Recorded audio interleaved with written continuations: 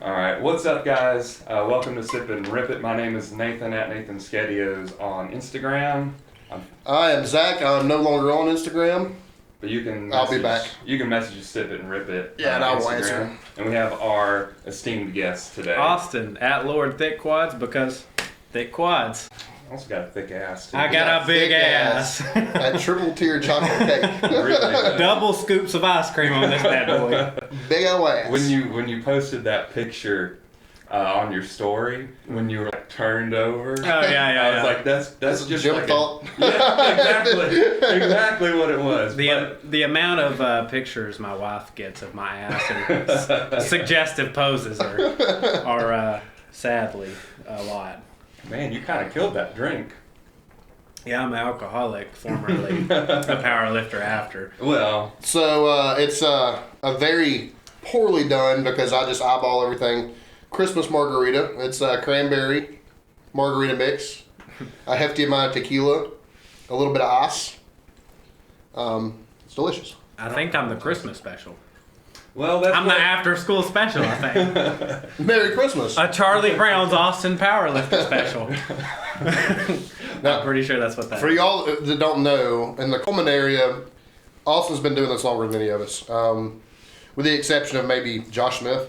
Yeah, Josh. He's the only person that's doing it longer. So, when I started, there was nobody in the powerlifting scene. It was just me and Curtis. And Curtis Bronner. Bronner, yes. What's up, buddy? Curtis Bronner. Isn't he doing MMA now? He is, yeah. Ever since he's had his kid, he slowed down like I did in powerlifting. So, but he did MMA and he branched. But he was an avid powerlifter during that time, and he was one of the only people at 181. Is that the weight class? Yeah, 181 to bench 405. That's and, impressive. Who was it we talk about all the time that said he... Jesse Rogers of the SPF said it was the only man with 14-inch arms to bench press. The Sorry, man, Curtis, I didn't say it. that was Jesse Rogers. Please don't kick my ass. So he was one of the smallest guys I've ever seen bench 405, and it was so clean. So That's cool. yeah, He was legit.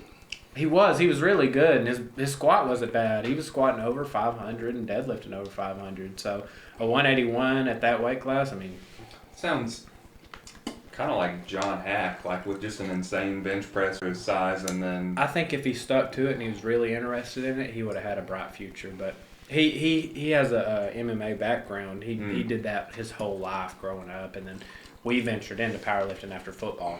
right. And then he went back to MMA. He's a good fighter. I mean, as long as he was doing it, I was keeping up with him, and he's I think he's just a talented athlete all around, and honestly, a nice fucking person. He's super nice. Really fucking good. I've only met him one time, but he was like always super nice. Like He's it was good as gold. Yeah. So he's one of the people, obviously, that I say is one of my best friends. When I'm talking about former alcoholic, when I was going through that, he actually housed me. I lived with him, and he never asked for anything other than rent, obviously, because I lived in his home. But never asked anything. Always, you know, took me in, did everything for me. So I have not a bad word to say about him, and never will probably. So, but yeah. have to do a huge 180 for that.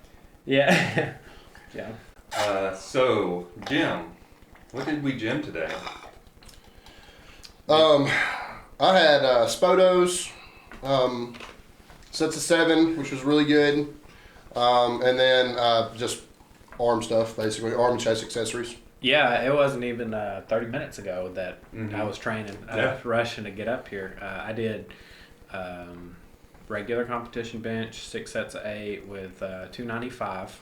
I'm still in hypertrophy for the meet that I haven't signed up for, but I'm supposed to. Yeah, I'm a jackass. He's a lot better than me, but we're going head-to-head, same weight class, in March. Yeah, so I did that, and then obviously the accessories back. I'm really trying to train back because I really fucking hate you and how strong your back is. God damn, is it strong? It bro. pisses me off, dude. Because like I had working sets of like 15 on what do you call it? T-bar? T-bar row? It's not called. It's called chest supported rows on Juggernaut. Yeah. But I did it with like 2 plates and a 25. And after the first set of 15, that was it. I had to go down to 225. And I'm not getting that for 15. I mean, it's casual weight for me for 15. Like 15's a crazy number. Anytime I'm over there doing I do like sets of 8 with like 3 plates on it or something like that. Then I have to watch Nathan post a video of him doing it with like 5 plates. Five plates is too much. Fuck that skinny asshole. I wasn't that skinny when I was doing that. That's fair, but still a lot smaller than me. But, to be fair. Yeah. No, anything over 3 plates, I actually have to put wrist wraps on, which really? Everybody in this room knows I'm a huge bitch when it comes to grip straps. I'll always put some straps on. There's an argument for wrist wraps, but I will say I've never had a grip issue. Ever. As long as I was training deadlift consistently, so I've just never put straps on. Yeah. It is what it is. I take that back. My meet in 2018, I went to is the USPA meet. I know Charlie hosted it, but that's when I hit my 690 squat. I was in wraps and I think 430 bench. It was my biggest meet. But my grip did fail me on 650, but also I wasn't locking it out. So I held it for so long. There was never a chance of me actually it's the smallest muscle group. So, if you're fighting through it and it happens at lockout, but was it really your grip that gave out, or was that lockout power in your hip? Then again, I wasn't hook gripping like I do now, so I was actually mixed grip, and my left, what was it called? Supinated grip? Yeah. My supinated grip is the one that actually fell. So, it fell out of that one, and I had to let it down very fast. So. It wasn't. Ever since I've been hook gripping, I haven't had an issue other than tearing my entire hand to pieces. Yeah. So. Interesting enough, though, talking about straps, I was just saw Dan Griggs post that he pulled in straps. He did like 760 for a triple or something stupid. And he was talking about, he was like, I'm actually worse in straps than I am at hook. Really? But saves your hands because if you're doing more than 1 or 2 reps, it's not worth it to hook. I seem to find hypertrophy for purposes, it's kind of excellent, to be honest. I find it easier. Y'all know I know you don't. I'm not sure about you because I haven't seen much of your deadlift posts, but when you're stopping completely, a dead stop, and then coming back up, I'm the type of person who just touches and goes. Yeah. And it hasn't hurt me. It hasn't hindered me. I have a decent deadlift. But I've been doing stops here lately, and I've noticed with straps, it helps me a lot more to reset and get back up, because once you let all the pressure off your thumbs from a hook grip, it's hard to force yourself back onto that hook grip. So about the touch and go, I have 2 opinions on that, and they are somewhat conflicting. Ron is having me go dead stop every time right now, but I'm also deadlifting 1 to 5 reps depending on the day. Right. I have a heavy single week. Every 3rd week, obviously there's no touch and go. But I'm not doing any touch and go right now. They're all from a dead stop. And the point that was made to me, and actually Brandon before him made this point, Brandon Allen, when I was coaching with him, is the sport's not multiple reps. Yeah. The sport's 1 rep. Right. So you should, especially lower rep ranges, you should approach them like, if you have a set of 3, you should approach it like 3 singles. Yeah. Quickly. Right. You're not waiting a minute in between sets. Right. You know what I mean? In succession. But there should be 3 in succession. But you are in a sport designated for 1 rep max, and it can only reinforce if you have the same starting position. Yeah. That being said, my personal experience, especially when I'm doing, say, 6+ reps on the deadlift, I personally think it's better for hypertrophy, especially for grip strength, to stay in it. Yeah. Yeah. I really do for touch and go. So I think there's a case for both. So I think it's worth mentioning in this podcast for whoever's listening and cares to hear what I have to say. These 2 men right here are a lot more interested in the nitty of the sport. Nerdum of it. The nerd part. Right. So I'm like, I'm not saying these 2 men aren't multifaceted, but I'm a lot more interested in learning Japanese, watching anime, being a dork all around. Right? So when it comes to weightlifting, I want to know what to do, what I'm doing, and then where it's going to take. So I don't mind hiring a coach. And a lot of people on this podcast might be like that. They might be like, I don't really care what I have to do to get there. I just want to get there. So I don't. I'm one of the people that I don't personally care what John Doe down the street, what is the best for him in leg growth.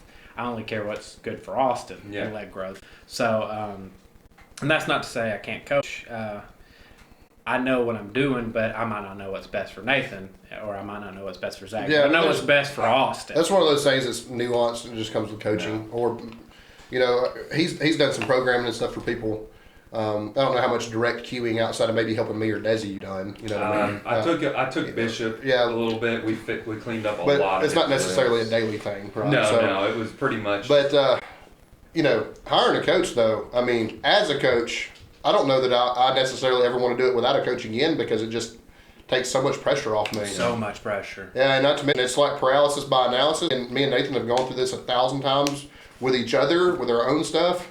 Like, when you're coaching yourself, it's so easy to say, to be impatient, say, fuck it, this ain't working, and change it every 3 weeks. Yeah. And that's to have that knowledge. And it's just not, especially when you know exactly what the fuck you're doing. Yeah. Right. And I very much do. Like, you just overanalyze it when it's you. And to have Ron just say, fucking take a step back, buddy, let me worry about this, I'll tell you what's going on, and to have him take 100% of it, it's even better to me than, you know, I know we had a whole podcast, We're Not AI. Yeah. But, so you're not getting an actual coaching experience, but it's so much easier for me to just let him worry about the cues, what I'm doing wrong and everything. It's not to say that I don't have an opinion about it, but like, I hired him for a reason. He's the boss. I'm doing what he says. And that just takes a tremendous amount of pressure off. And that's another thing to keep in mind for anybody that's listening that's newer. One thing that people say in the sport is trust your coach or trust the process. So 5-3-1, even if you're starting at 5-3-1, Wendler's 5-3-1, just stick to it. And like, if you go in and you feel like shit, you just got overstrep, you're hungover, do what you can, leave. Because like the resting is most important. Number 2 is that, and then number 3 is the training, and that's coming from somebody who don't fucking diet. I'm a piece of shit when it comes to dieting. But yeah.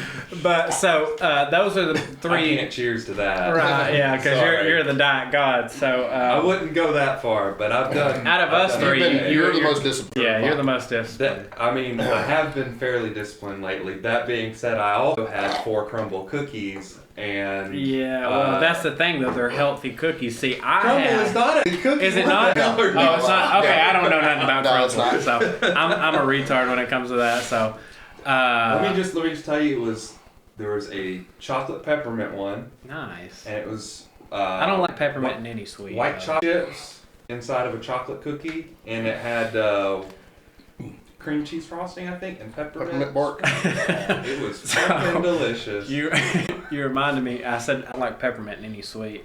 I did a food challenge back when I was 16 in Destin, Florida, and it was called the Kitchen Sink. And I can't even remember the name of the restaurant, but they had a couple.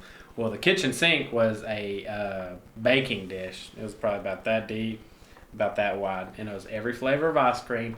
And then stuck down in the ice cream was donuts. Unfrosted, just regular ass donuts. Yeah. And we're gonna leave the last sweet that we don't like last. So it was sherbet and mint chocolate chip. And to this day, I gag looking at mint chocolate chip and sherbet. I can't. So. Did you make it through it all? We won. Yeah, we got a T-shirt. Yeah. I don't know where that shirt's been. I was 16. But we will. If you go down to Destin, you find that one with the kitchen sink. Me, my friend Josh, and my friend Curtis Bronner are all on a picture up there with us looking miserable. So. Well, I'll go ahead and say it's Saturday, so we know what I did. I did SSB squats and some legs, but I also did shoulders because I'm on a little bit of a weird new program. So it was quad and shoulder centric, which is I've never heard of that. It's real fucking weird. Well, it's like RP protocol. Like it's exactly you sprinkle RP. in what your weak at here and there all the way through it. Yeah. Or like especially because you can recover from upper body stuff more frequently. It's not uncommon an RP style bodybuilding program to have a little bit of arms, a little bit of shoulders every day. Yeah, Like, and I pretty much do. Yeah. Every day that I work out, I have either some sort of arm. I think there's one day that is like a dedicated leg day, and that's it. And So that's all my days. Juggernauts got me doing that. I'm benching 3 times a week out of 4. Mhm. So that's pretty rough. My shoulder health just can't Right. And I know you're a heavier bencher. Both of you are heavier benchers than I am. All three of us bench pretty heavy, and it might just be my age, but man, I can just not take. I can take 2 and I can take 3 pretty well, but I can just not take 4 days of pressing anymore. You know, And that's another 3 or 4 thing. days of pressing anymore, really. That's 2's another preferable, thing for sure. worth mentioning. Y'all said that I've been in the game longer than y'all. I've been in it since I was 14.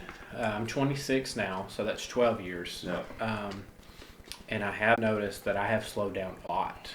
And the more rest days I can put in between, the better I feel for the day of. But I do bench press. I recover from bench press very fast. I'm lucky to have not hurt my shoulders, hurt my triceps. I have a little bit of tennis elbow in my right arm.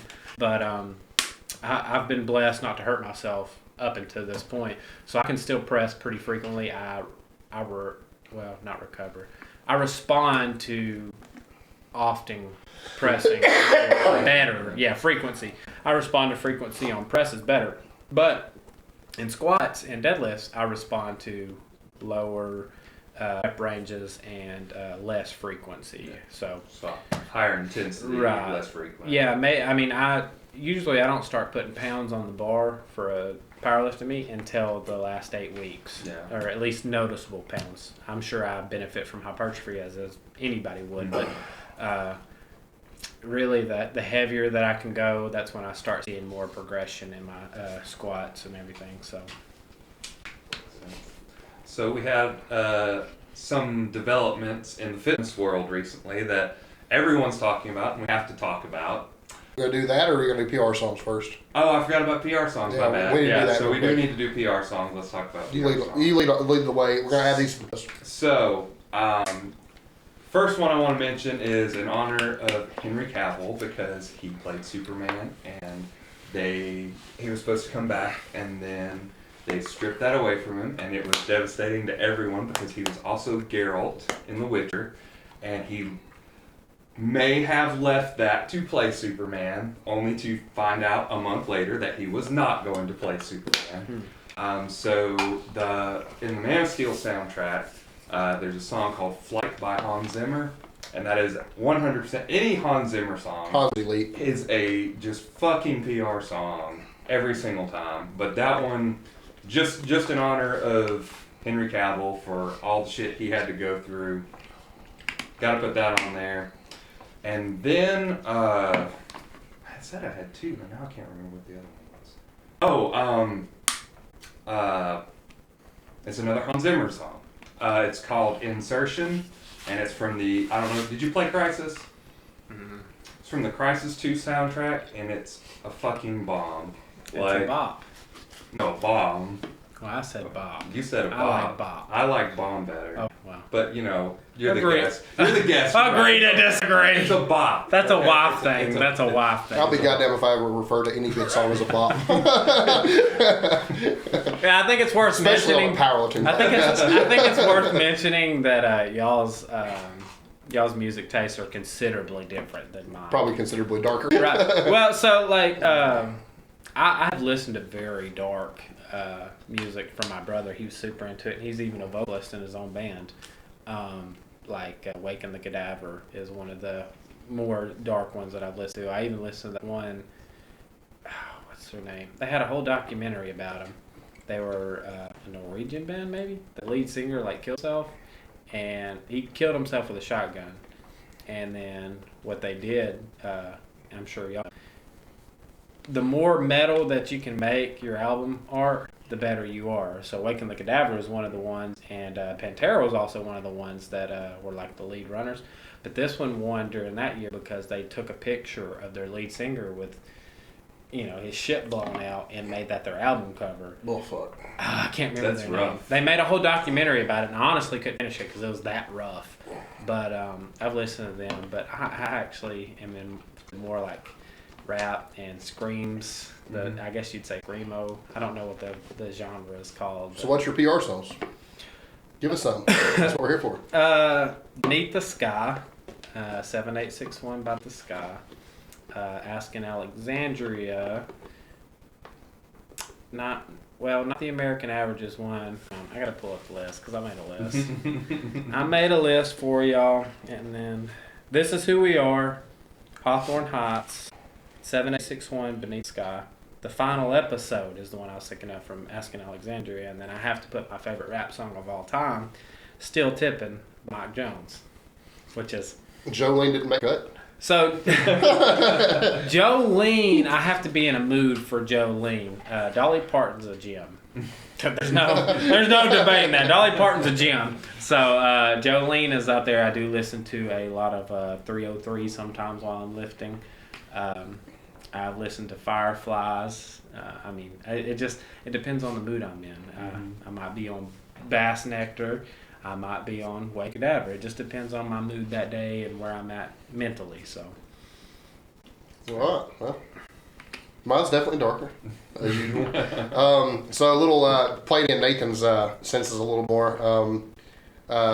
New but ish, I guess. I had never listened to him before. But, name of the band's Entheos, and they have it's girlfriended. She's awesome. Bass player is Evan Brewer. You play with the Faceless. So if you're a fan of the Faceless, it's kind of similar. But it's Tech Death, and the name of the song is Absolute Zero. Fucking Jim. That's a pretty good That's a good one. Yeah, Absolute Zero is not a bad song name at all. Another one I've been spinning a lot. It came out September, October, I think. It was Norma Jean's Spearmint Revolt. Good song. Definitely listen to it. Everything I listen to in the gym is either rap or super heavy, so I think everything's super heavy today.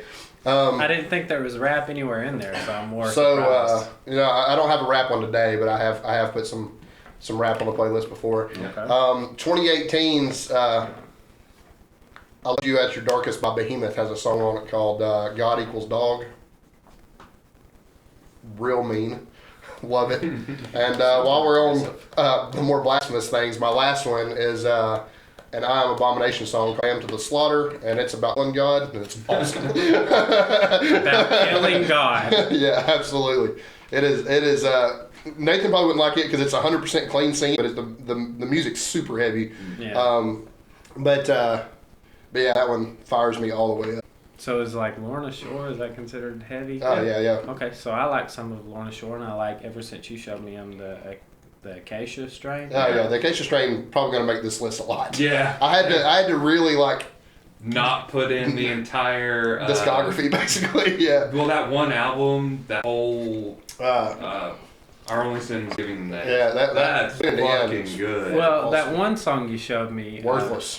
What was it? Because I showed you a song that had Dolly Parton in it, and it was like, if you make one more indecent pass or one indecent proposal, I'm going to get a gun in mine and I'm going to turn you from a rooster to a hen with one shot. And that was the beginning of the song. You remember? Yeah. Pain is not an Olympic sport or something like that? Yeah. By Life Ruiner. Yeah, that is, yeah. And then you told me another one that had the beginning of The Exorcism in it. Oh, that was Pyrexia. Yeah. We Are Many by Pyrexia. Yeah. That's a good awesome. one. That's a I've done a lot of heavy squats to that one. So mostly squats. To be such a heavy squatter, I fucking hate squats, dude. Mm-hmm. I hate them, and so I have to listen to something that's really going to dig deep in the old soul. Yeah, that We Are Many by Pyrexia is awesome, and That's it's 100%. I'm not gonna lie to you, the band's awesome, but it's 100% because of that scene from The Exorcist, the sound clip at the beginning. Oh yeah, yeah. Just the way it starts is just. We'll have to add that to the playlist too because it's it is honorary mention. It is violent. It is so good. Yeah, that's a rough one. Well, there's another 10, 12 songs to the playlist though. Yeah. They're gonna have hours worth of gym music to listen to Hell yeah. because of this podcast. If they actually click on the link and go to the... They're going to listen. Yeah, I know that there's other metalheads listening. Yeah, that's true. There has to be. I don't know if Baphomet Lifter is listening, but if he is, what's the name of his band? He's got a band now. What is it? I'm off of Instagram, so I don't remember. That's right. He's playing bass too. Bass player to bass player. Powerlifter. You're awesome. I think he's playing guitar. I thought he was playing bass. I may be wrong. He does play bass. Well, he's playing one. I think he plays both. I can't remember which one he's playing in his band. Okay. But he's playing one or the other in the band. But badass dude too. Pretty strong guy. He is super cool, super chill. He actually gave me a really good cue one day for my deadlifts, which helped my backgrounding issue. So He's a good lifter. He really is. Good lifter. Great bench presser. Missed his total by 1 pound. That's I know right. We somebody were in else the that did same that weight because class. We were both competing 242. I had a lifter do that not too long ago because he wanted to listen to another coach and not to his coach. Yeah. And missed his 1500 by 1 pound because he wanted to take 402 on bench instead of 407. That's another thing worth mentioning since we're here. The first coach I ever had was Dustin Reed out of Tennessee. He owns his own gym. He's a nice guy too. Yeah, hang on. No, he's not. He's a horrible person. He's a piece of shit as a coach, but he's a good person. He'll help you. He'll take the shirt off his back for you. But coaching, he's horrible, and he'll call you a pussy for being a pussy and make you train. That's not bad necessarily. Right? It's no, rough. He'll push you. He'll push you. He's super into weird ass, unheard of type movements. He's the one that does the reverse grip bench press. Yeah. In competition. In competition, you can do that for future reference. You can reverse your grip on bench press. But when I first started training with him, I was deadlifting 530, 540, somewhere in that range, and he told me that we weren't going to deadlift till like 6 weeks out at all, period. And I was like, this is my first coaching experience ever. I'm like, that sounds crazy, because we was benching and we was squatting frequent. Well, 6 weeks out, I start deadlifting. Deadlifts feel phenomenal. Everything's moving like butter, and I ended up pulling over 600 my first time. A 70-pound PR. I think it was like 620. And but that's one thing that you really, really need to do is listen to your coach and everything he has to say. As long as he's a reputable coach, you don't want to get one of these Instagram influencers that weigh $135 and they're like, I know what I'm talking about, and then they don't. Do you see the abs? I know what I'm talking about. Just diet to get abs. I don't know if you know this, but I was informed the past couple of weeks that powerlifting program is not rocket science, and that any trainer can do it.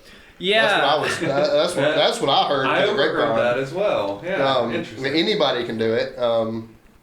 Yeah. So I guess that's funny. This is all tongue in cheek for the record. Don't hire the 150-pound dude and slacks to teach you how to. So it's worth mentioning. Be a powerlifter. Apparently, that's going to be my go-to saying. It's worth mentioning. Abs at 150 pounds is about as impressive as boobs on a girl at 300 pounds. Yeah. There's no genetic potential there. That being said, Nathan has drove me to work my back like a madman because I can't stand them. No. And so I started doing pull-ups, and I started at like 2 pull-ups at 270, and now I can do, I think it was 15 we did that night. Yeah. 15 at 270. Yeah, you had a pull-up off one day. And well, I say got it's smoked. pull-ups. Chin-ups. Both of us in double digits over 270 pounds. Yeah, so they just pat us both on the back. yeah, I think that was my biggest PR today is pull-ups. But no, if you see somebody that looks good, that don't necessarily mean they're a coach. Les Keys out of Birmingham, I've lifted with him. I've lifted with a lot of his lifters, and Les Keys is like 180 pounds. Now, I'm not speaking poorly of Les Keys because he's deadlifted over 600, but when it comes to his athletes, he is the least notable out of them because he knows what he's talking about. He does what he does, and I've watched one of his lifters, Perseus, walk me down at a meet in the same weight class by a couple 100 pounds. So really research your coaches, really research what they're about. Typically, if they have good athletes like Zach with Elizabeth or Zach with me, Zach pulled my head out of my ass when I first got back. I squatted, 700 pounds nearly in reps, and I came in there at 220, and Zach actually wrote a program for free and got me back to benching over 400 pounds within 6 months. So really research your coaches, really research what they're about and who they are and their accolades, because accolades matter, whether they tell you don't. Well, it's not rocket science. What you're saying is not everybody can do it.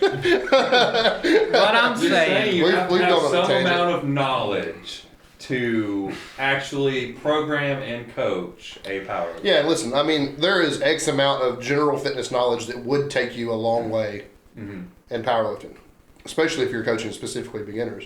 Because when I started coaching, I got into coaching out of necessity. The only reason I got to be a powerlifting coach is I was the only person at the gym at the time that understood how to periodize a program. Like, I was the only one that even had a clue as to how to write just a linear program 6 weeks at a time, beginning to end. That's how I became a coach. So all mine's been trial and error. But I'll be damned if you don't think that trial and error is worth something, because you definitely learn a lot along the way over the years, watching people do it, watching people fail, watching yourself fail. Right. Let me tell you something. As a coach, it's one thing to go and get your ass beat as an athlete. It's a whole other thing to go and get your ass beat as a coach. Yeah, when you have a half dozen people that all get kicked in the teeth and it's your fucking fault, that's a hell of a learning curve. And if people can say it's not rocket science, it might not be. But if you think it's just fucking easy, you think that you can just put any bullshit to paper and make this work for everybody, you're fucking wrong, bud. 100%. Like I said, I'm 12 years in, and I probably couldn't program a 900-pound squatter to a 2,000 total, if I'm just being honest. And another thing for me being one of the longest lifting powerlifters in Coleman is there's not a coach in this fucking county. Not one, other than Zach. My wife pointed me towards him. I actually thought...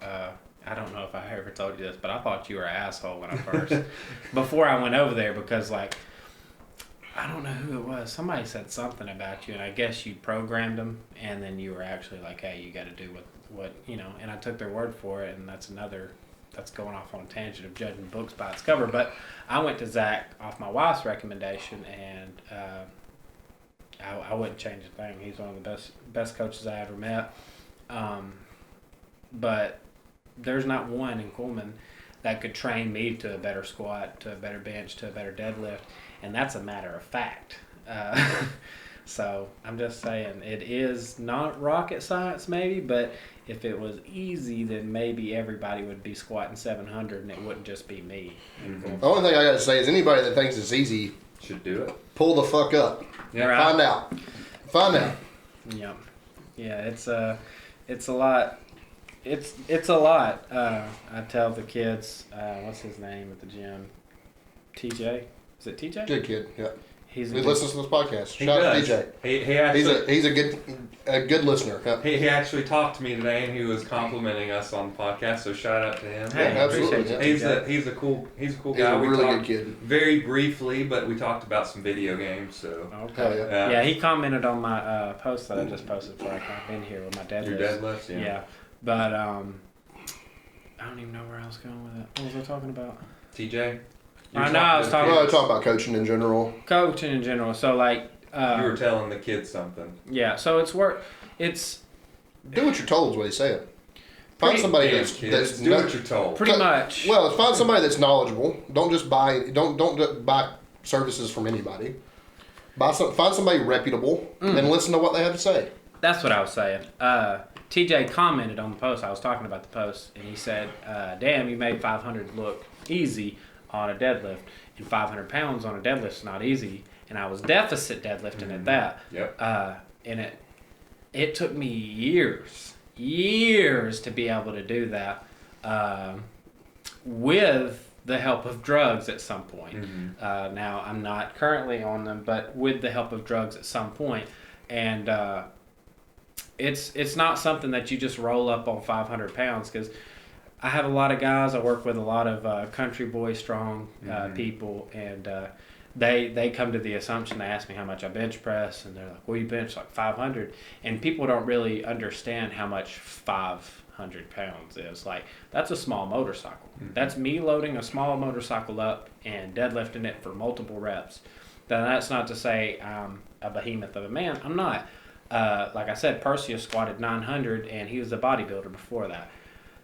Perseus had a lot of genetic potential before he ever did that, but it still took coaching. And it's not something that you can just walk into being a... What's the word? Well, you have like bodybuilding coaches, you have powerlifting coaches, and then you have just general fitness coaches. Mm-hmm. And that's what a majority of Coleman's is general fitness coaches, which is fine if that's what you want to do. If you just want to be healthier and, feel a little bit trimmer, that's fine. But powerlifting, in no way, shape, or form, is healthy, I guess you could say. Like you're training, it's good to get your heart rate up, but You're not doing it for your health. You're not doing doing it to go, which is going to be a good segue to later. You're doing it to go kick your own ass and kick somebody else's. Yeah, if you're lucky enough to kick somebody else. And it's even like there was a study done on, I think, a strongman, but it rolls over to powerlifting. Is they put a heart rate monitor and a blood pressure cuff on him, and at the bottom of like an Atlas stone or maybe a log press or something, his blood pressure got over double what stroke levels are. So it's not like... This is acute levels. It's not persistent. This is like... Yeah. While under the load. Yeah. So it's not going to kill you to be under it. But your heart is recommended. It's almost to the point of hysterical strength where you hear women, their kids trapped under a car, and they lift a car up off the kid. And then afterwards they have a broke tibia, their forearms broke, they have lacerations on their arms from their blood veins exploding. So and everybody's seen, that's listening to this podcast, bodybuilder, fitness, powerlifter, has seen Eddie Hall deadlifting and blood just spurting out of him like a ketchup packet from his nose. His blood pressure was so high at that point that he started actually rupturing blood vessels in his nose. So it's a sport that you have to be very, very careful with, and because any point during a squat where you're squatting 300 pounds, if that's heavy for you, or 700 in my case, one slip, one step out, it's very peculiar how you have to do it. You have to have all the right cues, you have to have the bracing, you have to have your shoulders tight, and if you don't, that's one thing that fitness influencers and fitness trainers don't bring into contact, because you can get away curling a 20-pound dumbbell, you can get away with that and doing poor form and still put on muscle. You get up to 700 pounds, you do one thing wrong and you're retired. You're fucking yourself up. Yeah, it's not even like you're going to be out of the gym for a couple of days. You could kill yourself. Yeah, absolutely. You could rupture a vertebrae. You could paralyze yourself. It's a very serious thing. I can't remember his name. Y'all might know off the top of your head, but he was bench pressing 500 and something pounds, and he was sick, but he did the meet just because he signed up for it, and it slipped out of his hands. And he had to do months of rehabilitation work from it bouncing off his chest. 500 pounds is no joke. Yeah. And our bodies are not meant for that. And that's the whole point, is pushing the boundaries like a bodybuilder would with, cutting weight, with diuretics and whatever. So there's a lot that goes into it. And, it's not to say that you can't be a powerlifter and be healthy. It's just that if you choose to do street sports, it is a sport. The goal is to be better at the sport. Right. And sometimes, my ex-coach Brandon Allen's a good example of this. He's going the opposite way now, and he actually weighs less than I do now, and he was a heavyweight powerlifter. Competed at 360 pounds. He weighs 260 now. He was going to be the best at all costs. His health did not, in that moment, he was talking about his resting heart rate not too terribly long ago being, between 130 and 140 beats per minute at his heaviest. Mm-hmm. Not sleeping a lick because he was too big to breathe. Stuff like that. But he had to have that much mass. He had to have that many calories to, he walked out 1,000-pound squat and fucking smoked it. You know what I mean? He did. He did some nasty, nasty stuff. Was it Yuri Belkin that beat him at the Kern one year because he dropped basically a 40,000-pound deadlift? He dropped it, but the guys squatted multiple 1,000+ pound squats, stuff like that. For him to be able to do that, there had to be some health sacrificed. Mm-hmm. That being said, lighter weight dudes, smaller weight classes, they're absolutely healthy. I mean, it is what it is. The elite, the biggest guys, the elite of the elite, 308 plus, they're sacrificing a lot of their health to be there. It's just hard to be healthy at 308. Period. It's just not. It's not a terribly naturally. Unless you're extremely tall. Hell, I'm 6'2" and I'm nearing 300 pounds, and I feel worse. Mm-hmm. I'm the strongest I've ever been, but I feel worse than I've ever felt. Mm-hmm. And that's another thing you have to find is your niche and your weight group and what you're the strongest at. Because the strongest I've ever been is 242. And Nathan, his might be a little lower, yours might be a little higher, it might be a little lower. But I will say that I get in a better deadlift position when my body fat's lower. Right. Yeah. So even though I'm the heaviest I've ever been, fortunately I'm at a lower body fat than the last time I was 280 plus. so I can get in a comfortable deadlift position. But I get in a better squat. The first time, yeah, that's true too. The first time I was over 275, I had a lot more body fat on me, and it was just plain uncomfortable to get in a deadlift position. It probably cost me 30 to 40 pounds on my deadlift, to be honest with you. It just is what it is. But we got off on a tangent. I'm sorry, I played into that. But, I can do it. The biggest fitness thing right now is the Liver King exposure. It is. Liver King is on steroids. Who would have thought? Oh my God. I know. Is he really? You're shocked, right? Gasp. Gasp. Look at that man and tell me he is not on steroids. I just want to know who his growth guy is to be spending $12,000 a month. $12,000 a month. That's some like Listen, some like premium shit, dude. My goal is just to be able to spend $12,000 a month. Right? Like, let alone on not even look like him, just beat 12. And then he's tricked all these kids into thinking like, I can look like him if I eat bull's nuts. And it's like, you can't. You're eating bull's nuts just to eat bull's nuts. Yeah, he's kind of, somebody me and Nathan reference a whole lot that we have a lot of respect for. Because the scientific side of it, he's absolutely down. Now, I have argued somewhat against him just because, we were talking about like Albert with keto. Keto saved his life. Lane Norton is obviously not a keto guy. Yeah. He's calories in, calories out, and that's fine. I believe in that too. But Lane is so diligent about being a good person in fitness and a good influence. I really like his take on it, and that's that this apology that he sent out was kind of bullshit because he was like, I did this for, never once was suicide awareness ever mentioned. No. In any of this guy's post or anything like that. He never said like, hey, I'm doing this because I want men to be healthier. I want, less male suicides or whatever. And now all of a sudden in his apology, he's like backtracking. And he's like, I did this for men's mental health. It's funny, you think, oh yeah, I pinned myself with 5 grams of steroids for suicide awareness. It's like, if we'd have known that in the beginning, though, we've talked about this before. Testosterone is clinically proven in men to alleviate depressive symptoms better than SSRIs. Yeah. Like if he would have just been open and honest and be like, hey, listen, I'm a proponent of TRT. And growth hormone even, because growth hormone is basically the fountain of youth. I'm not going to lie to you. It's the only drug on the planet you can get bigger and leaner at the same fucking time on. You can gain 20 pounds and lose 20% body fat on that shit. 20% body fat's an exaggeration. But I mean, you can lose body fat and gain 20 pounds on it. It's a miracle drug. But if he would have just said, hey, I support TRT and growth for men's mental health, if that was really the gig, hey, I do too, buddy. More people need to talk about it as a real medical solution and not just a PED. Yeah. But he didn't do that. He just lied. So it wouldn't have made him as famous had he done that, and that's the whole point. Is and even your idols like Ronnie Coleman did that with his protein brands, and I love Ronnie Coleman, but everybody knew when he suited up in his police officer uniform and the sleeves are busting out, and they had to put a 5XL on his big ass. He was on drugs, and all of them are on drugs, and the amount of drugs bodybuilders are using, pales in comparison. I mean, just right. way more than. It's not if, it's when. Yeah. And the thing is, kids are going to do TRT, they're going to do testosterone, they're going to, and a really popular one is Tren. I have some pretty strong opinions about Tren now. I am not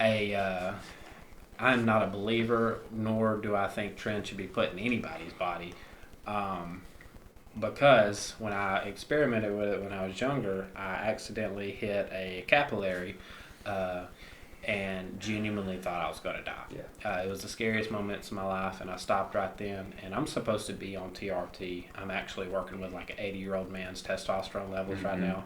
I had to be put on drugs to even have a baby with my wife because I just didn't know what I was doing. So if these men that are huge influencers like the Liver King or like Larry Wills, I've seen a post from Larry, that's why I brought him up. If they would just be open and honest and actually tell the kids like what it's about. I'm trying to think of his name. Thomas Connor, maybe? He's a TRT doctor, and he's like 60, 70, and he's jacked. He's jacked, and he's like, I take TRT. I have been since I was 40. You know, my natural level started decreasing because this was originally intended. Well, okay. So this was originally intended from Nazi Germany to make super soldiers. That's where Captain America come from. But they found that it actually helped people at the older ages, help with coronary heart disease. It helps with depression. It helps with prostates. It helps with your whole, what's it called, comprehensive blood counts, your CBCs that you take every year. It helps with your cholesterol levels. I mean, it helps with so much, and it's not this demonic drug that people take that just kills people because they look at people like Dallas McCarver, who collapsed on stage because he's on 6 different diuretics. He's on oral steroids. He's also on testosterone and tren. He might have some insulin in there. Like, people don't really realize how much it takes to actually kill yourself over at 26. And rest in peace, Dallas McCarver. I don't want anybody to pass away, but you're playing with your life at that point. And it's no different than taking heroin every day at extraneous doses and killing yourself. Like, it's just like any drug. If you abuse it, then you're just asking for side effects. I got the side effects from it. I know many people that's got side effects from it, and I have to live with it the rest of my life. But I am not a person that demonizes it and says do not use it, because I recommend it to anybody that's over 35, 40, that their natural levels are decreasing. It helps them a lot. It makes them feel younger, stay in shape, gives them more energy. And it's worth mentioning that women, because it gets demonized so often, testosterone does, women get handed birth control at an alarming rate. At an alarming rate, and it does the same things. It shuts down their natural productions. It screws their hormones all up, and it's something that needs to be talked about. My wife, she had polycystic PCOS, thank you. She had PCOS because of taking these hormones her whole life, and nobody gave her a pamphlet letting her know the side effects, causes, anything like that. And it's not just men that are being affected, it's women too, with stuff that they get handed. You know, so imagine these kids that have no idea going into it. They just want to look like their favorite fitness influencer, and it's sad because it's not a horrible drug. Well, I think that a lot of it the demonization comes from the fact that we have demonized it here for so long. And the first place I remember as a child was baseball. Yeah. Well, these guys are cheating because of steroids. Barry Bonds. Well, it might be cheating in baseball. That's fine. Right. What we forget now, there's some things stronger than others that are actually veterinarian and medicinal use, and not made. No, that's not necessarily made for human consumption. But all these things served a medical purpose first. Yeah. They were there, and it gets demonized way more than it should. And because it's a controlled substance now too, because it's a controlled substance, everybody's scared of it. You can't possess it really. You know what I mean? There's legal ramifications for possessing it. We've demonized it. I think we've demonized it to the point in this country that it's just, oh, you're cheating. Right. Oh, fuck no, you're not. The only thing it does is allow you a bigger work capacity. Yep. Right. If you're not doing the work, it doesn't do anything for you. It can help you retain muscle if you're not actively working out and stuff like that. But it's not going to. The only thing it's going to do is allow you to recover quicker and get in the gym a little sooner. Right. That's the only thing it does. And another thing, me and Nathan talk about this all the time. If you're not sleeping good and you're not eating good, you're kind of pissing in the wind if you're using PEDs. Yep. I mean, that's kind of where it starts. Like, if you're not doing those two things well, and by the way, hormonally, you're pissing in the wind if you're not eating good and sleeping good. Yeah. I mean, that's where it starts. A bigger person like me, probably less so Austin. But, you know, I recently found out, I don't mind talking about this, I recently found out that I'm pre-diabetic now. My insulin sensitivity is poor. That affects how PEDs work in my body. PEDs do not do as much work for me as they do for you two. And that's because of my diet. It starts there. You know what I mean? I sleep really well. But, you know, people demonize it. But, you know, you have these things that there's just remarkable changes in people. TRT patients, even us as strength athletes. So another thing, too, it's not cheating in strength sports.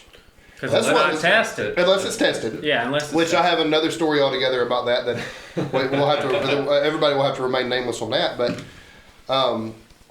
anyway, unless it's tested. But basically in strength sports, you have to go out of your way to cheat in strength sports. Yeah. You have to actively, consciously say, I'm going to go do this tested event. Right. It's generally commonly accepted.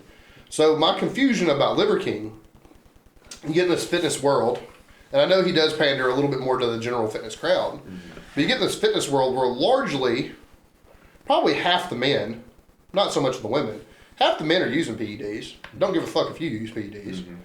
Truly. Yeah.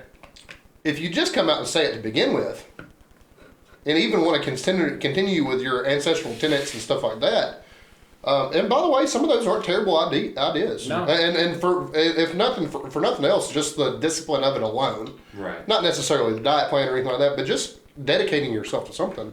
His ancestral tenets is not necessarily a bad thing. But if he just comes out and says it, 75% of the fitness community don't give a fuck. Yeah. Like that's what I don't understand. Yeah. Like the whole bodybuilding crowd don't give a fuck. Anybody involved in powerlifting or strongman doesn't give a fuck.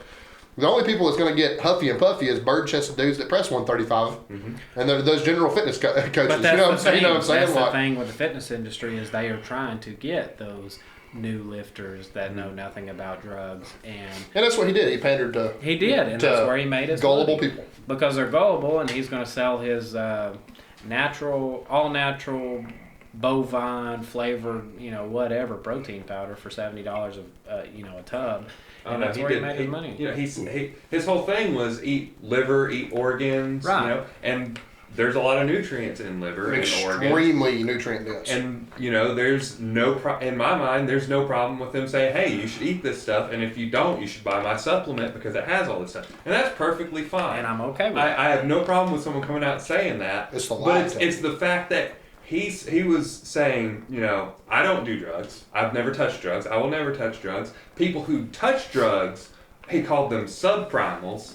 Like beating his chest about being clean. It'd be one thing if he was like, I don't want to talk about it. Like, that's fine. And I mean, that's kind of an admission in its own, but at the same time, nobody cares. Because everybody knew. Everybody that knew anything knew. Yeah, the absolutely. only people that didn't know were the new people, the young people that were just like, oh, that I can get, ripped like him. You know who the most, that general fitness crowd, the newbies is one thing. The most gullible people in fitness that aren't newbies are CrossFitters. To think that their heroes aren't actively using PEDs, right? Y'all are smoking crack. Well, the thing is, honest to God. Correct me if I'm wrong, but didn't Mark Bell take up for him and say that? So I have a point about Mark Bell too. He did have him on his show, and he asked him, "Do you do steroids?" He said no, and what his opinion was, he kept for himself. He openly said that. He said, "I have my own opinions, and I'm not going to say them openly." But what he said, he was going to take him at his word because that's all we are, That's all you got. All you got is your word. So he's going to take him at his word. If he says he's not on drugs, he's not on drugs. What my opinion is, it is what it is. Right. And later on, they talked about it, and he said that he did assume that he was on drugs. He said a lot of things. I can't remember exactly what he said, but he said a lot of things that came out to be true. But he didn't necessarily take up for him. Right. But he said, we don't know. He said, this is what he said. He gave a professional and exact answer about what he answered the way he should have. Exactly. I think, but Mark Bell's a good example of what I just talked about. If you're open and admit it up front, like Mark Bell's an old school multiply guy from way back. Louis Simmons guy, West Side guy. His drug use is not. Oh, that's a badass shirt. West Side. But his drug use is not a secret. Yeah. Mark's never been secretive about that. And I've watched him for years now. I've probably watched Mark Bell for 10 years now. Bigger, faster, and he's stronger. not, Mark Bell was my introduction to powerlifting. Yeah. Because if you didn't know, him and Louis went around and introduced powerlifting to CrossFit gyms. So as a CrossFitter, where I started, that was, my introduction was with Louis Simmons and Mark Bell. Yeah. But Mark's never been shy about that. And also eats basically the same, not quite to the extreme that Liver King does, but he does actually practice eating mainly beef, organ meat, stuff like that. He does eat fruits and vegetables, and he does have carbs and stuff depending on what part of his diet's in. But he largely lives the same way, and he was very upfront about from the word go. And Mark Bell's a fucking millionaire. Yeah. He's probably one of the most watched fitness influencers on the planet. And nobody has ever, and if they did, they probably got ran out of the comment section, but nobody has ever busted Mark Bell's balls about steroid use. Nobody's serious anyway. Yeah. You know what I mean? Like, and I mean, he talks about, he's like, you know, nowadays, now that he's, you know, more into running and stuff, he only does TRT. He says he does a little over the TRT dose. That's pretty much all he does. And he's talked before about how heavily he used steroids, how much it taxed his body, and, you know, how much he ate, and, like, just the absolute... But, you know, that's part of Mark's story. Yeah. That could have been part of Liver King's story. Yeah. Could have been. And then everybody's sitting here talking about what an honest guy he is, as opposed to... If he'd have said this to everybody on the front end, if his list of drugs came out and be like, fitness influencers being fitness influencers, spending a bunch of money on good drugs. Big deal. Yeah. It'd have been no news. Right. Somebody, you know, I don't even know how the email was found. But bad press is good. Bad press is press at That's the end true. of the day. Yeah, and there's still probably people beating their chest and defending a guy today. And that, you know, here's the thing, in my opinion, about Liver King. And one thing that he said in his apology video was that, you know, he created this Liver King character, right? If you're watching him for entertainment reasons, I can see that, because the only time I've ever heard him speak was on the Mark Bell podcast. He sounded like Macho Man Randy Savage. Yeah, he does. He literally was like Macho Man, but talking about ancestral tenets and whatever other bullshit he was spewing. But he was like just that high energy, like coming at you like a WWE heel. And if you're going to watch it for the entertainment value, fine. I don't care. And if you're going to defend him saying, he's entertaining, that's fine. He can be entertaining if he wants to. The only thing I have a problem with Liver King, I don't care that he did steroids. I don't think 90% of people care that he did steroids. Instead, he lied to all these people and was like, false pretenses. Yeah, he just like, you can look like me if you do these ancestral tenets, if you take my supplements. That's the only problem I have with Liver King. Well, if we're being honest, what point do we draw a line at performance enhancing drugs? Because people get mistaken a lot that performance enhancing drugs is steroids, testosterone, which is what steroids is. Steroids is not growth hormone. It is not insulin. It is not. It has to be an exogenous hormone. Right. Yeah. It's not even SARMs for the people listening, because I know a lot of the kids do SARMs, and I've had to explain to a friend at work. We all know the friend.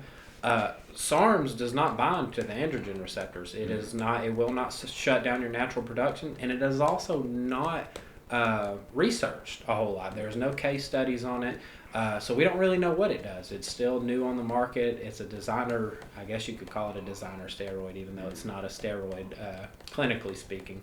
But at what point do we draw the line? Because what's his name? Armstrong that did the Lance Armstrong. Lance.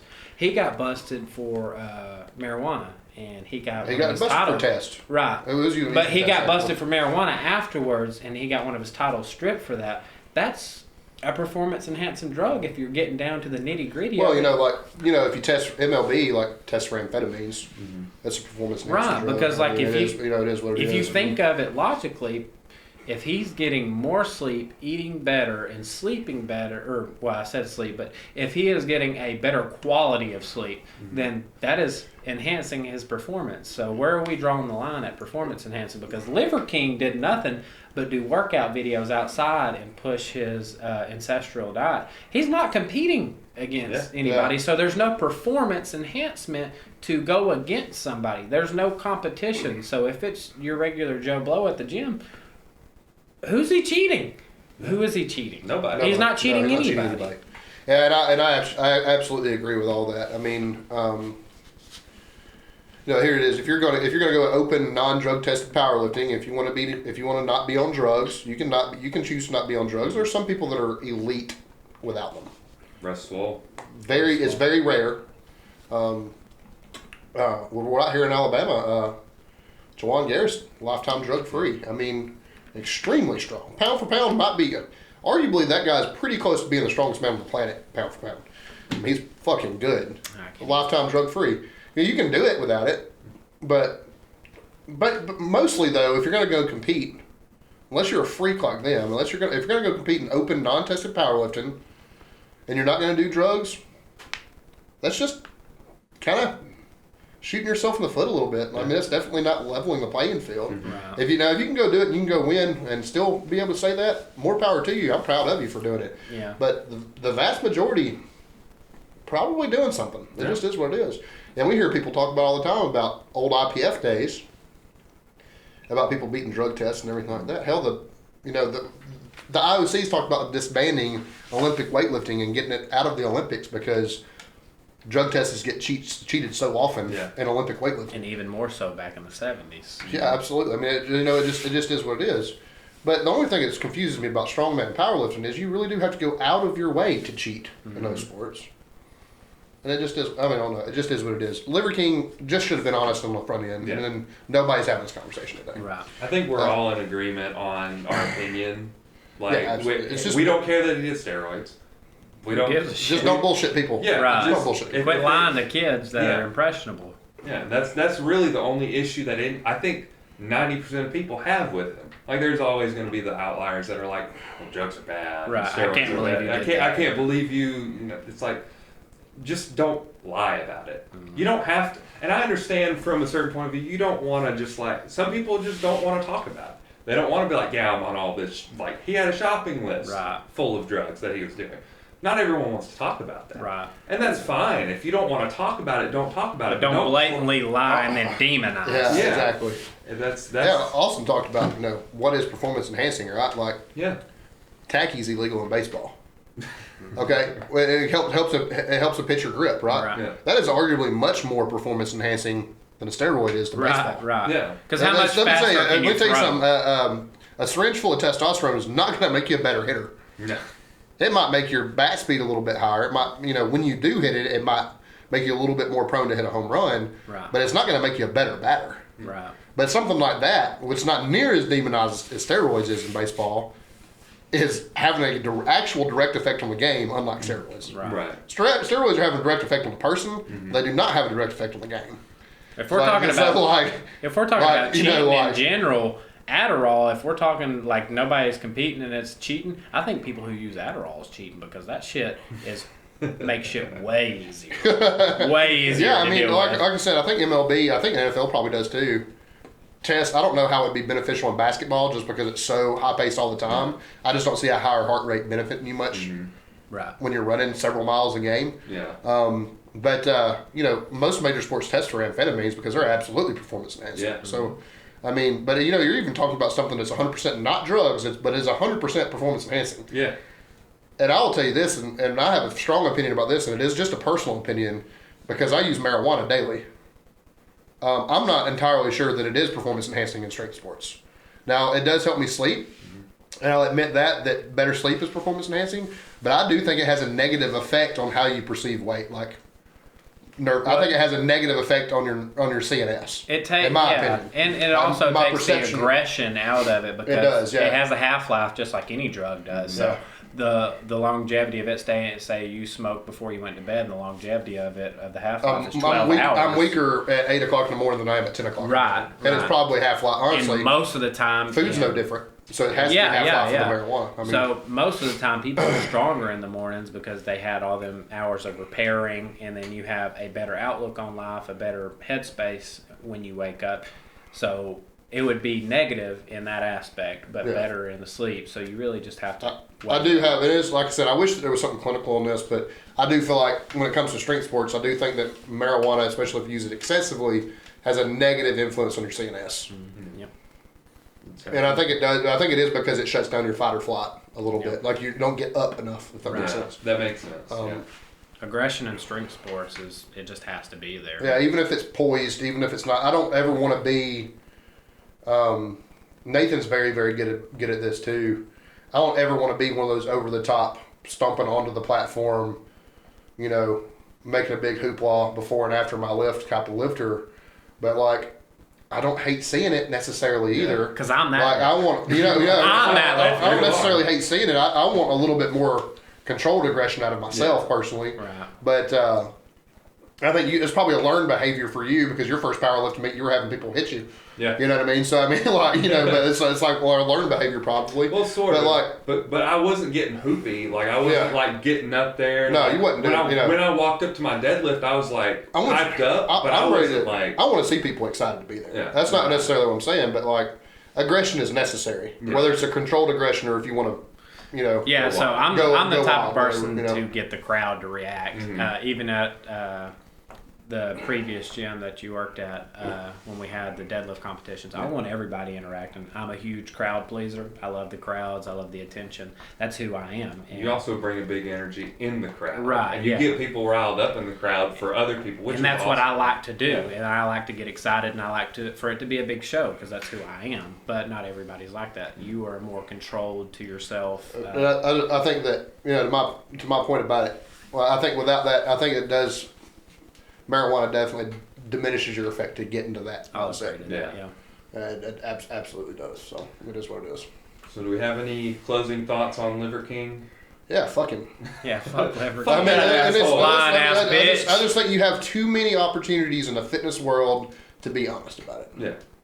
And then, you know, what really sucks, it doesn't matter what anyone says at this point. It doesn't matter. He's already made that money. He's already got... It's in the bank. That ranch with however many acres of land. Which I think he had that before. Yeah, if he had to sell every bit of a day, he's still a millionaire. Yeah. You know what I mean? He's insanely rich, and nothing else matters about what anyone says. At the end of the day, he's going to be rich. He's going to have all this money, and he's going to have screwed all these people out of the money. And I think he still sells it. I think he's right. I think that, you know, especially people are still buying when you look at the Paul brothers. Yeah. All that. I mean, they did legitimately horrendous shit online as YouTubers. Yeah. In my opinion, was horrendous shit. He's under fire right now. I don't know if y'all followed that. Do y'all remember the Suicide Force thing? Yeah. I mean, they did some. I know they're good fighters or whatever, but they did some shitty stuff, and they're bigger than ever. He's not a good fighter though. He's better than me. But as far he hasn't fought anybody. Well, he's paid a lot of money and trained hard, and he is much better than average Joe. I mean, no. You know what I mean? Like he's not an elite level. To some extent, he's earned the right to be there. That you're talking about Jake Paul? Yeah. Jake Paul. I think both of them fought. Jake and Logan. Logan both fight. I think it was Logan Paul was actually wrestling in WWE recently. He did like a small stint in that, and he was. Like, even though as a person, I don't like him, you know, and all the stuff. I don't either. He was probably a character there, though. He was phenomenal. He carried the entire match I watched. I was like, he's really good at this. They're entertainers. He put it. Well, I mean, athletically, he is gifted. Yeah. Like, he did stuff I did not expect him to do. Right. Like, he outperformed the champion.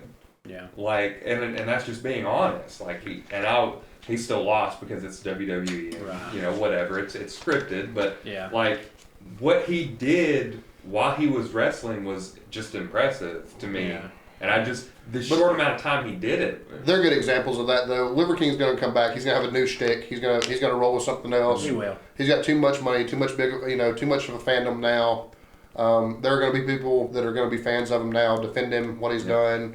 They're going to buy his shit anyway. They're going to buy his new shit that's going to stem from this. Mm-hmm. This is, I mean, what's to say he doesn't come up with a line of PCT vitamins or some shit now? Yeah. Right. You know what I mean? And just said, hey, this is all natural, bovine PCT. Yeah, exactly. I mean, shit. I mean, somebody's going to buy that shit. I mean, he's still getting shit ball. You know, it is what it is. I mean, like I said, bad press is still press, and that's. I don't think I'm of the opinion now, especially. Working in fitness for a long time, I just don't feel like in this business there's a lot of benefit to lying to somebody. Yeah. I don't feel like you should ever blow smoke up somebody's ass. No benefit to the. If a brand new powerlifter comes to me and says, "Do you think I can total this in March?" You know, if it's a ridiculous number, I'm going to tell them no. Right. You know, it's like, listen, like you're good. I don't think you're totaling 1,600 pounds in March. Right. At, 198 pounds. Whatever it may be. Mm-hmm. That's not to say that they won't. It's like, can he squat 3 plates, deadlift 4 plates, and press 2 plates first, and then that's right. So but it just doesn't benefit you as a coach or as a person to blow smoke up somebody's ass. what benefits you say, no, I don't think you can do that, but I think we can do better than that long term. Yeah. Right. You know what I mean? I think we can eventually outdo that. You know, I think we can outdo that one day. Yeah. You know, I think that's fair. You know, that's an okay answer. But don't just be like, yeah, buddy, 1,600 marks. And then, Let's and then go. you're also You know going what I to mean? weed Like, through people you know, that don't really want to put the effort in because... people smell bullshit. Right. I mean, and it might take them some time, but eventually they're gonna figure out that you're full of shit. He has the original Pit Boy. I fucking love Fallout. So. Fallout 4, yeah. But I don't know. Just don't bullshit people. Yeah. It just doesn't behoove us to do that anymore. It doesn't. It's not good for the person either because it's candy coating things. You're not gonna help. You can't make them better if you can't effectively criticize them in a constructive way. That one, that you should never hurt somebody's feelings over it, unless they're just a really stubborn person. You should never get damage them emotionally. you know, by telling them this. But see, that's another largely thing. though, as a coach or as an influencer, you're there to be a positive influence. That's what's reason lost why in the word I didn't influencer is start positivity. coaching is because I'm not that type of person. That's another thing you have to have as a coach is you have to be able to break bad news. And I'm the type of person, if somebody were to come up to me at 170 pounds and they're like, can I, total 1,600? I'm like, well, fuck no, you can't. What are you, stupid? And I'm not the type of person to break news and it's just not who I am. That's why It sucks to have to tell somebody like, this wasn't your best set, or this wasn't your best day, right. Or pull your head out of your ass like, this is 100% mental right now. This isn't me. This isn't the bar. This is you. Right. Like, it's not fun to have those conversations with people. Yeah. But newsflash, that's exactly what they paid you to fucking say. Right.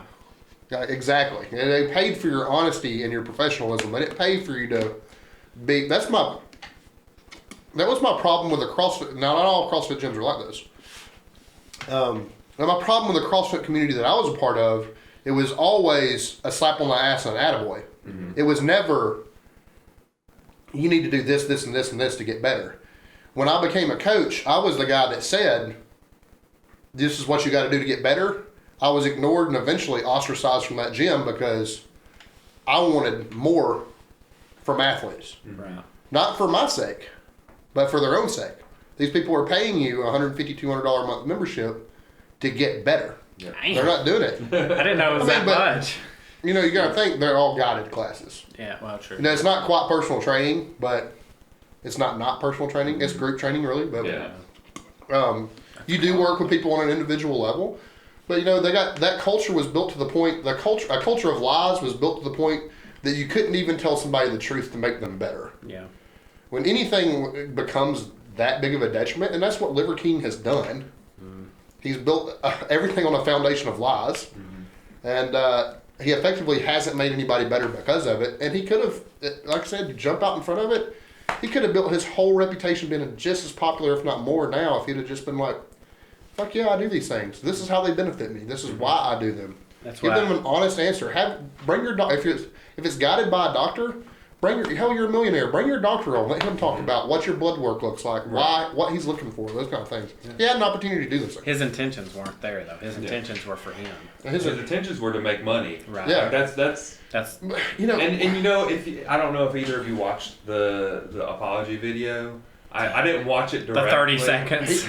Hey, but he said in like the very beginning, he was like, before Liver King, I was rich and anonymous. Now, as Liver King, I'm still rich, but I'm just not anonymous. Right. It's like that was his whole you're talking about money. Yeah. So obviously that's the only thing you care about. So why would I buy your supplement?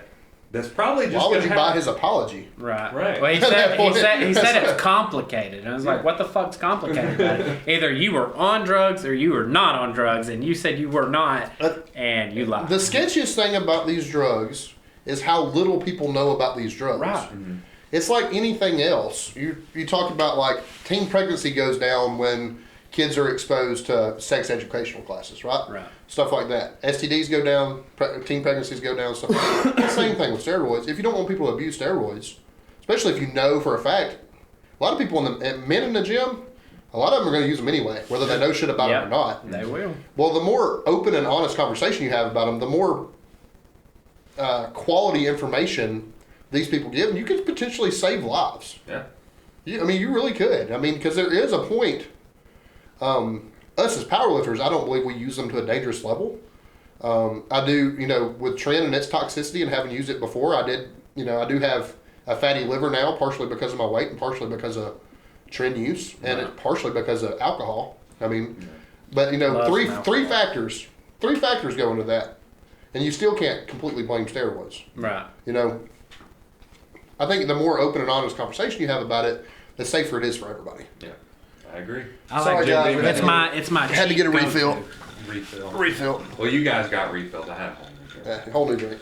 But actually, do you want to plug Alpha real quick? Yeah, absolutely. So we actually have two sponsors now. Both businesses I own. Also known as one of them, Johnny Deeper Apparel, which actually Nathan helped us start. Johnny Deeper Apparel. We have funny T-shirts. We actually have a new one coming out. I'm pretty stoked about it. The MILF Hunter. The MILF Hunter. It's on a hunter green, hunter orange font and everything. That's ridiculous. We should be getting it printed in the next couple weeks. And then Alpha Nutrition. Technically, my best friend Justin owns it, but I manage it for him currently. And we'll be back in ownership probably at the beginning of the year. But yeah, those two. If you need any nutrition stuff, hit up Alpha Nutrition. If you want funny gym T-shirts, hit up Johnny Deeper Apparel. Yep. That's it. That's a sponsored ad. Also, message me on Lord Thickquads if you have good thoughts on a gym T-shirt. Good thoughts. Thoughts and prayers. Thoughts and prayers. Thoughts about gym shirts, not thoughts in gym shirts. I mean, either one. Either one. Me and my wife will both agree. Listen, you could use that as advertising. Thoughts in your Johnny Deep. That's true. No. Should we do a shirt that says thoughts and prayers, but it's a woman? We might need to. Yeah. That's nice. Thoughts and prayers. Okay, so don't give Oliver good ideas. I don't want to overstep, but I do make the most ridiculous requests in the Johnny Deeper group chat, and I either get shot down or they actually go with my stupidity. So your MILF Hunter was your idea. Yeah, it's going down, and actually it looks really good. I can't wait to debut it. New printer too. I had to shout out. So we didn't go with the original. I had to shout out my a good close friend of mine, Ashley Phillips, has a little printing company called Qualities, which is a extremely funny name. That's great. So shout out to her. We'll tag you. We'll tag Qualities in this podcast if we can remember. But yeah, she's printing it for us. It'll all be hand printed. Right here in Coleman, Alabama. I noticed the quality looks a lot better too. Yeah, absolutely. No, she really went above and beyond to make sure we got exactly what we wanted. It seems like we went because we were with a business. I won't name the business, but we were with a business that does multiple T-shirts, and it seems like there was a lot less love and energy put into it, and it was just another number. Yeah, with Ashley, I think this. I can't speak for her, but I think this might be one of her bigger orders. So I'm really happy to bring her. I am big business, local business, and.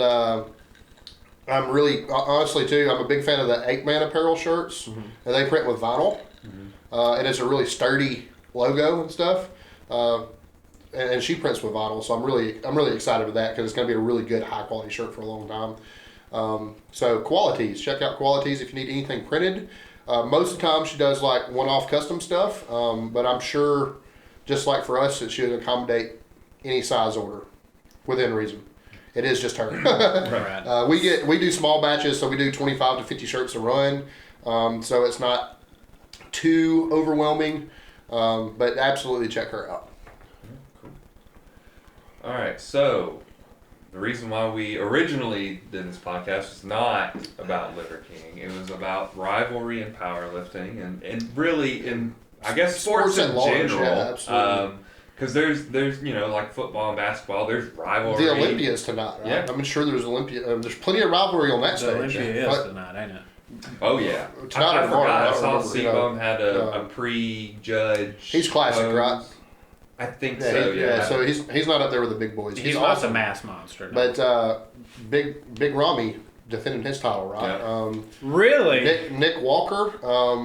There's another one I was told to watch out for. Did Randy get a title? I think he won last year, didn't he? Because I always heard Olympia last year. I always heard for years and years the judges hated him because he was super blocky in his waist. I think he won last year. Really? I think that's dropping by the wayside, dude. Because like, there's only so much size you can put on without having a blocky core. Well, so the thing is, I'm not a huge proponent of bodybuilding. I don't see the fun in it. That's not saying it's not a good sport. Yeah, but it don't interest me. Yeah. That being said, Ramey was one of my favorites. I loved his personality. I also like Kai Green. Because Kai Green's a personality. But Ramey was one of my favorites, and he was one of the true underdog stories. So I always heard that he always got a tough shake every time at the Olympics. Yeah, I think he won it last year. Good. Some incredible dudes. But, I know for a fact, watching old documentaries about Arnold and shit, I know there's rivalry on that stage. Oh, guaranteed. So... That brings us to this next thing, and you do see it some. One person I have so much respect for, and he'd probably hate my guts because he kind of rips on everybody a little bit. But I love Derek Thistlethwaite, and one of the coolest things about him is not necessarily that he talks shit, but he does seem to bring a little hotness, a little bit of rivalry, a little peak of interest to powerlifting because he ain't letting nobody talk shit about him. I don't think, to be fair to him, I don't think that any of it's uninstigated. Mm-hmm. I think they bring it to him. And then, as he would say, they absolutely get the smoke. Yeah. 100%. But, I think it's good for powerlifting. And I've said for a long time, I mentioned to both of you guys, sports are better when they're chippy, dude. Like, if you sit down on rivalry weekend of football, and I'm a big Auburn fan. Obviously, Alabama's in the middle of the greatest sports dynasty we've ever seen with Nick Saban, but I promise you I enjoy the Iron Bowl more if everybody's talking a little shit when they're getting up, if everybody between plays, if they're in their face a little bit. Watch the Egg Bowl. The Egg Bowl has been elite the past couple of years because those guys hate each other. Those Mississippi State and Ole Miss guys hate each other the whole way. See, other sports, one of the most entertaining things in baseball is when the bench clears. You know what I mean? That's one thing that could save baseball. Honest to God, is rivalry in that sport. Honestly, the biggest thing that you hear in fitness, and this is absolutely true, when you're in the gym and you're doing your own program and you're trying to stay in the pocket, one of the biggest things you hear in fitness is it's you versus you. Mm. That's absolutely true. You have to outdo you. That's a fucking garbage statement, though. But I'm telling you right now. There isn't one of us in this room that and I know I'm going to get beat because I'm the worst one out of the room and I got to compete against you in March. Mm-hmm. You squat 200 pounds more than I do. But none of us, you better bet your ass, you can bet your ass I ain't going to let you walk away with a win. You're going to dust me with squats, it's going to be over with. I'm going to give every ounce of effort I have on bench press and deadlift to close that gap, whether I do or not, doesn't matter. I'm going to fucking endanger. I'm going to put myself in danger to come as close to you as I possibly can. You can quote Austin Blair on this one because it's one of, I know y'all heard me say it. One thing I like to say about attempts on squats, deadlifts, and bench press is the first attempt should be something you can do with the flu. Mm-hmm. The second attempt is something you're scared about, but you're pretty positive you can do. Your third attempt should endanger everybody around you. So I promise you I will leave a C4 and C5 vertebrae snapper on Zach over here.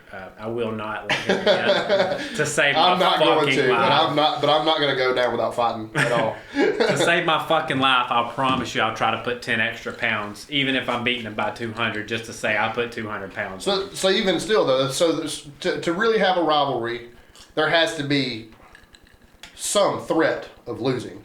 Right. You don't really have to be honest, you don't really have a threat of losing to me. Now, I'm going to go and give it hell because I want to and because that's the way you should do sports. But you bet your ass if there's a third guy in our class, I'm going to kill myself to make sure I'm not dead last. But the thing is, though, even if it's a guaranteed win against you, I'm still going to make sure I beat the fuck out of you and him. And I love you. Like, currently, what's driving me right now, objectively, and you can correct me if I'm wrong, I'm probably a lot stronger than Nathan right now. He's cutting, he's super lean right now. And he is one of my biggest proponents around me as far as being close to me in strength. But he looks fucking good right now, dude. He does. I seen some veins in his biceps, and it pissed me off. So I wanted to look good, and his back strength really pisses me off. And like in this room, I'll give him a hug and kiss him on the cheek. But outside of here, if somebody says something good about Nathan, I'm like, fuck Nathan. He's a piece of shit, you know? So the rivalry is good. Nathan and Zach are probably the best thing that's happened to me in powerlifting, because if it wasn't for them, I would have no direction. So rivalry. Yeah, it's not about hating somebody. It's not about, and I'm never going to be the type of person. I'm not this way in sports. I hate a football fan that says, I wish so-and-so would get hurt. No, I want to beat you at your fucking best. Yeah. Right. Don't tell me that you have elbow tendonitis or I have a torn labrum right now. There ain't going to be a soul in motherfucking March that I go compete against other than you, because you've known me and seen me deal with it, that's going to know I have a torn labrum in my hip. Guaranteed. That ain't gonna be a fucking thing. Everybody's gonna see me at my best, and they ain't gonna know what's wrong with me. Period. And I don't want to know that. I don't want to see my favorite sports team beat my most hated sports team with a dilapidated roster. I don't want to see that. That's not what I want to see. When I want to beat somebody, I want to beat somebody at their best, whether it's a team I root for or myself. And I say that to say this, and this is the kind of the point of this whole situation. You versus you is an excellent thing in the gym. You have to outdo yourself to get better. That's all there is to it. But what really elevates you is competition. Mm-hmm. Knowing that you have to have 5 more pounds to beat somebody, and you ain't ever had that weight on the bar before, it's within reach, but you got to have that 5 or 10 pounds to beat somebody. That is what makes you better. Yeah. Absolutely. At the end of the day, it is a competition. It is about the measure of the man or woman in the competition.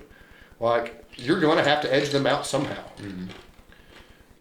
Well, if we go back to the beginning of the podcast, when I was shouting out Curtis and him benching 405 at his weight, I was a lot stronger than Curtis. Mm-hmm. At the time of him benching 405, I was repping 405 for 7 reps. I ended up benching 450 in the gym, only 435 at the meet. Mm-hmm. But anytime that he hit a PR, it pissed me the fuck off. And I would actually go, and there's 1 rep max calculators and it wasn't dots at that time, it was just Wilks. Yeah. And I would see what his Wilks is for his current maxes, and I would see what my Wilks was, just to out fucking Wilks him, even though I was stronger than him. But I didn't care because I was fat and he was skinny. And I was like, I'm going to fucking beat him at his own game. So their competition really just drives who you are. And it's what got me into the sport is I was like, I'm good at powerlifting, but I'm not better than fucking, so-and-so. And another proponent for me is who I look up to a lot is Jonathan Oldham. He is who I aspire to be, and he is so fucking strong. And I just want to beat his ass in some squats, which I'm a long ways away from. But that's who drives me. Nathan drives me, and then Zach in March. I'm going to beat his ass at some fucking... Man, even with coaching, right? Like, we've mentioned this on the podcast before. One of the whole reasons I hired Ron, first of all, he's one of the nicest guys in the state of Alabama in powerlifting. Fucking great dude. Has helped me more than, I promise you, than he even knows. He's helped me in passing at meets as a coach that, in ways he probably didn't even see as a big deal to be, and it had a huge influence on me. But one of the last straws that made me hire him was him making a call for one of his girls that beat my wife at Queens of the Beach this past year. And it was that competition that said, this is who I want to coach me. Right. Yeah. I have elevated myself because he beat me, not even at the powerlifting game. He's way ahead of me in powerlifting. But he beat me at the coaching of powerlifting, and that pissed me off. I mean, it did. I mean, I expect, honestly, somebody at that caliber, he's extremely high caliber coach. So I'm honored in a way to, if I'm going to get beat, let it be by Ron. I mean, honestly. Mm-hmm. But... like, that calls me to say the fact that he's a nice guy, and then the fact that I have to see him perpetually beat my ass as a coach. It makes you more mad that he's nice. Week in and week out. No, it does. It doesn't really, but it did draw me to him. Right. Like, it had a positive effect on me across the board. Like, competition is healthy, man. And I just don't understand the you versus you thing on competition day. I mean, I know you're there. You hope to set PRs and stuff like that. Nathan's deadlifted this past meet of his is a prime example of that. Mm-hmm. He went and deadlifted what he had to win. I actually didn't even need. To be fair, I didn't need it to win. But you didn't have to put 690 on the board. No. That's my point. Like you didn't even have to. He had 680 easily. Yeah, he did.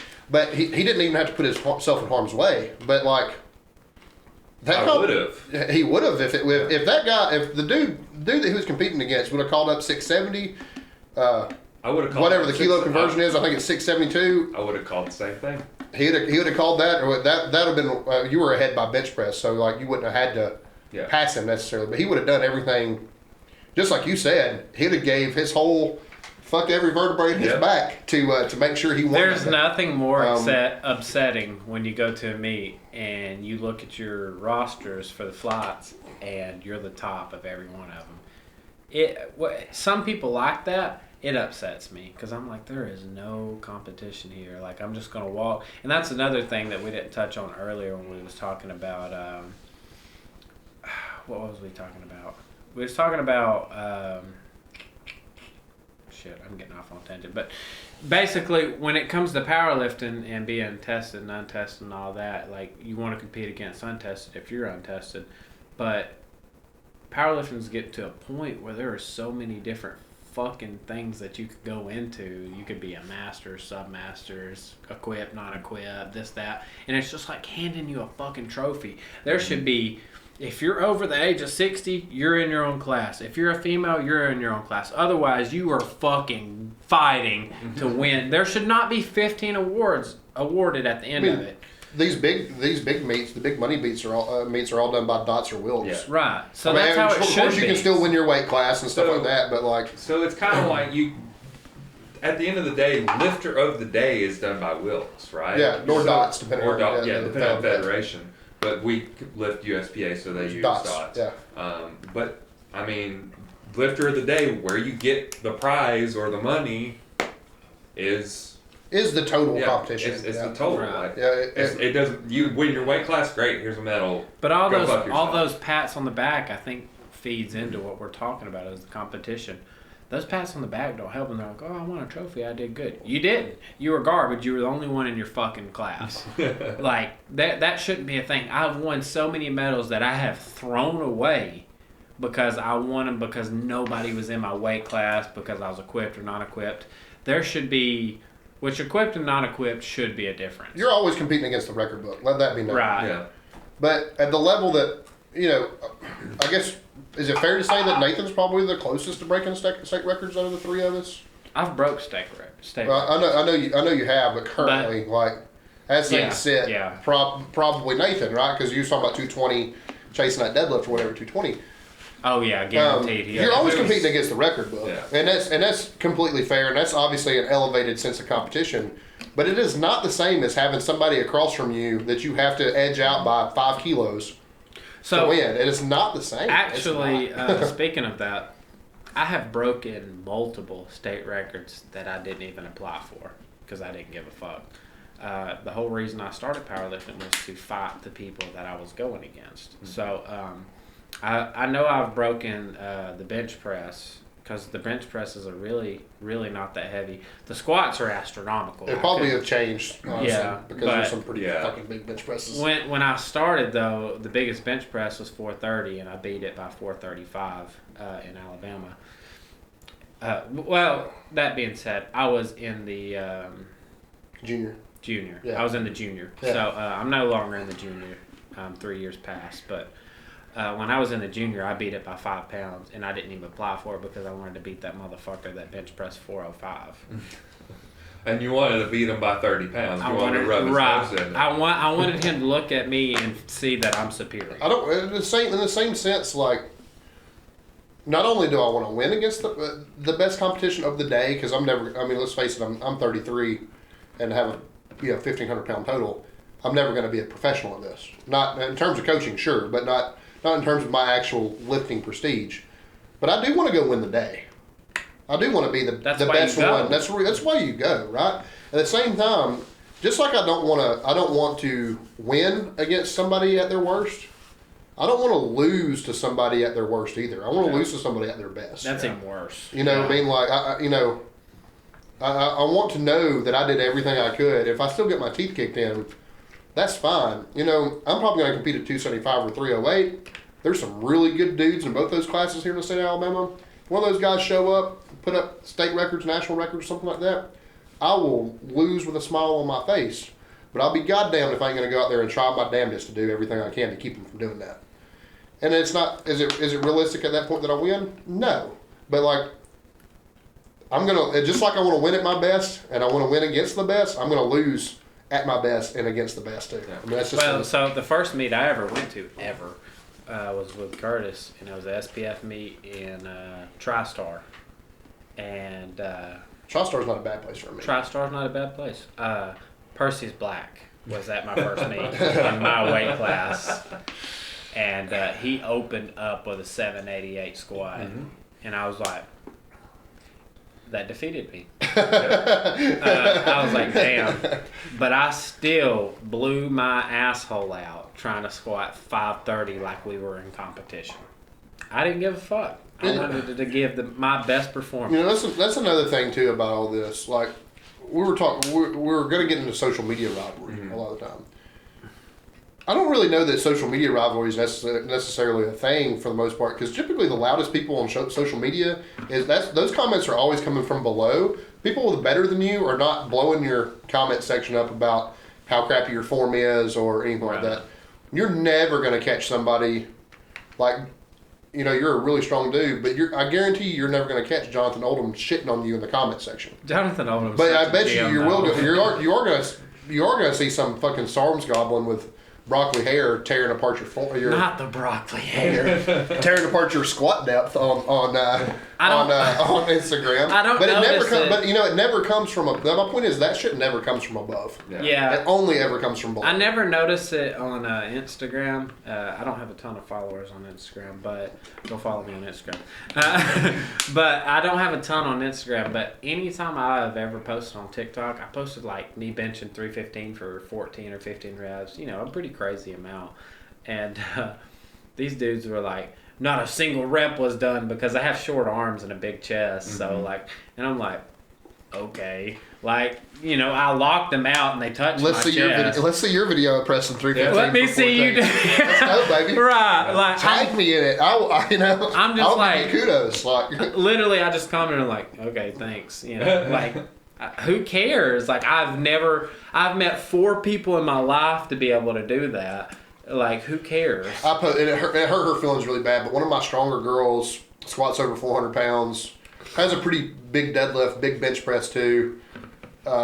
Between her and another girl, Casey, Heather probably is, those 2 girls are probably my closest to 1,000-pound total, which is no joke. That's a heavy fucking total for a lady. Yeah.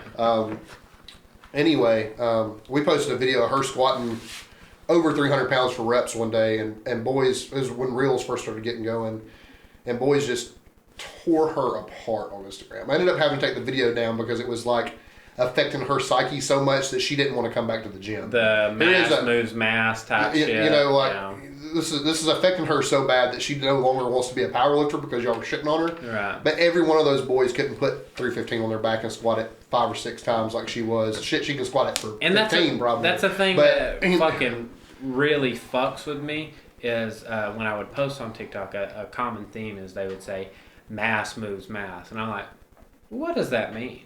You're saying just because he's 400 pounds, he can move a lot of weight? That makes no sense. That's not necessarily There's so many overweight 400 pounds people that couldn't squat the bar. Right. That's what I'm saying. And I'm just like, mass moves mass, I guess, to a certain extent. 275. Muscle mass moves mass. Right. Yeah, and it's just like, it makes no sense because, and that being said, this is kind of shitty of me. One of my things in powerlifting, if we're talking about rivalries, is always being a step above the strongest woman. I think women are strong. Steffi Cohen's strong. Tamara Walcott's strong, which is who I'm talking about specifically.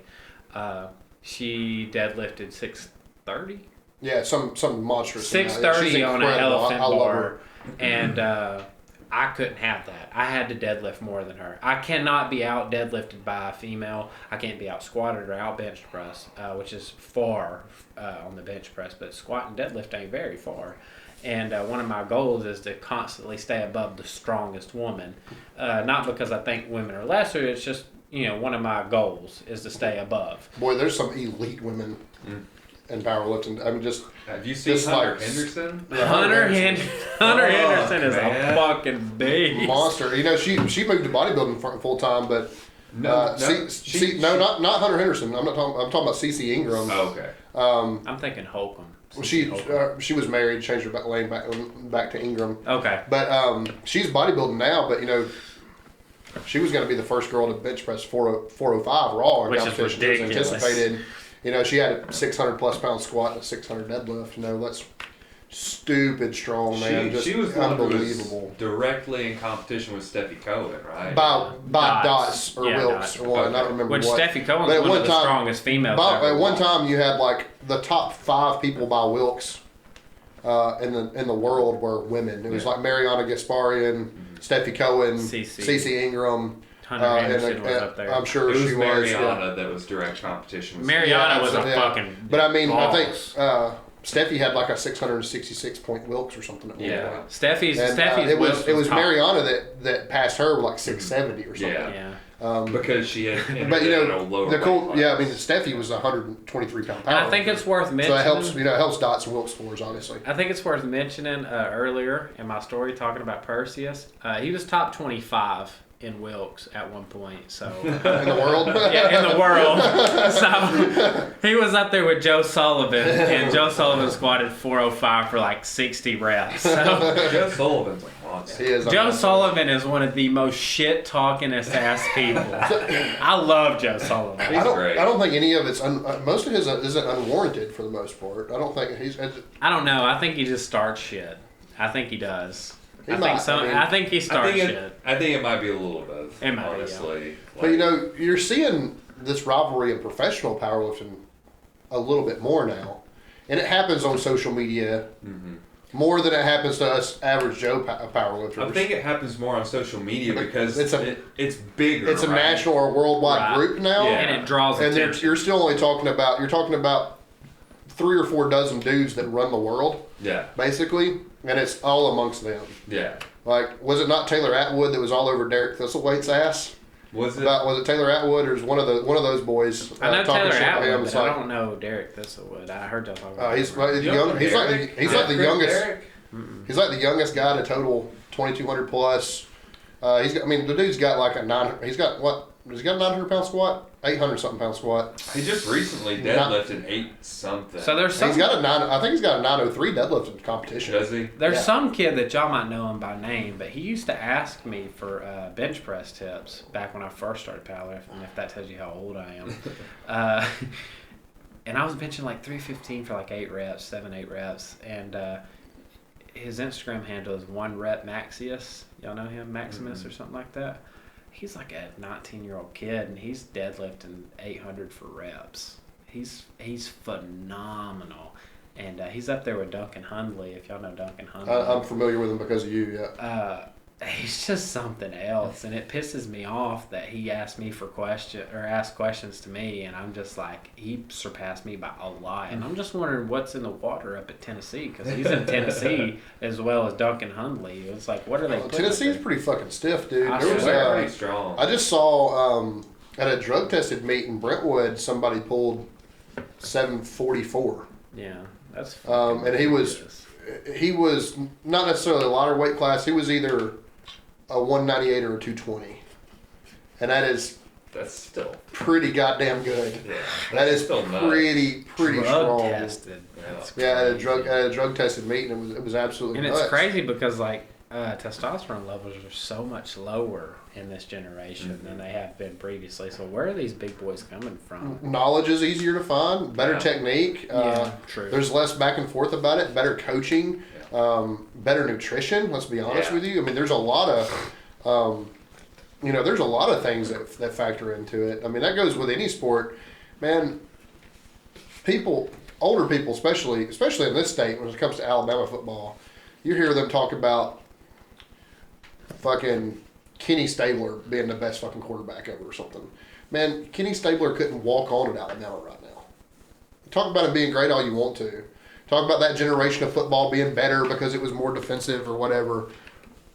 That guy wouldn't start over anybody on Alabama's roster right now. He might be an Alabama great. You know, an older generation, again, talk about like Bart Starr or somebody. Mm-hmm. That guy, I don't care what he did at Green Bay after he left at Alabama. He would not start in today's NCAA football. And a lot of it isn't because those guys of yesteryear are lesser men. It's because science is just better. Yeah. People are going to crucify me over this. People have the Michael Jordan versus LeBron James argument all the time. LeBron James is so old and just still putting 40-point games. I mean, people have that argument all the time. If they were both given the same resources, yeah, maybe Michael Jordan would be better. But if you're comparing career versus career, man, I'm sorry. By science alone, modern day strength and conditioning, diets and stuff like that, LeBron's the better basketball player. Sorry. I mean, it is what it is. What's your opinion? Because I'm not a huge sports fan, but what's your opinion if Barry Bonds now, or when he was in his prime, and the Bambino was in this generation? What do you think? Do you think the Bambino with his fat fucking tummy and them stogies was even started? I'm not gonna. No, I mean I don't think so. No, absolutely. Maybe in baseball there's a little bit more leeway. Honestly, yeah. I mean you have some. Man, Bartolo Colon was a pretty hefty dude. I mean, he got pretty fucking fat. I'm not gonna lie to you. I mean, so there's some pretty good examples of people like that in baseball. That being said, I'm a huge Steelers fan. I love Terry Bradshaw to death. Those guys used to smoke cigarettes and drink beer at halftime. Yep. Like, don't tell me that Terry Bradshaw was a better quarterback than Ben Roethlisberger. That's not the fucking truth. People talk about like John Elway and Dan Marino. Those were both great quarterbacks. Hell, I grew up watching them. You know, early 90s watching Dan Marino. I remember John Elway's championships and shit like that. To think that they're even close, even remotely close to somebody like, Aaron Rodgers. You're smoking crack. Tom Brady. Tom Brady has, he's played through a couple generations now. Yeah. He's definitely on the tail end of it going down. He's been playing as long as I've been alive. Let it be known, too. I think Tom Brady's a good quarterback because he's a good leader. Yeah. I think he elevates play around him that much. In terms of raw talent, I'd rather have Aaron Rodgers. But, I mean, you have somebody, Aaron Rodgers, Tom Brady, Patrick Mahomes now. There has never been somebody more physically gifted than Patrick Mahomes. Don't tell me just because you watched... I'm a big Brett Favre fan. Huge Brett Favre fan. Don't tell me Brett Favre is as good as fucking... I don't care what he won or what he did. He's not as good as Patrick Mahomes. And it's not because he couldn't have been. It's because it's from a different era and science has surpassed anything Brett Favre ever saw when he played football. And I think that's where we're at in powerlifting now is knowledge is power. Technically, we're better. Back in the day when Eddie Cohen won everything, he's still one of the greatest of all time, extremely strong individual. A lot of that shit, he was having to figure out himself. Yeah. Now we can go and watch Eddie Cohen tell us what he did. Yeah. You know what I mean? Like we have a wealth of knowledge now that we just didn't have before, and I do think that makes people better quicker. A little bit off subject because it's not pertaining to powerlifting.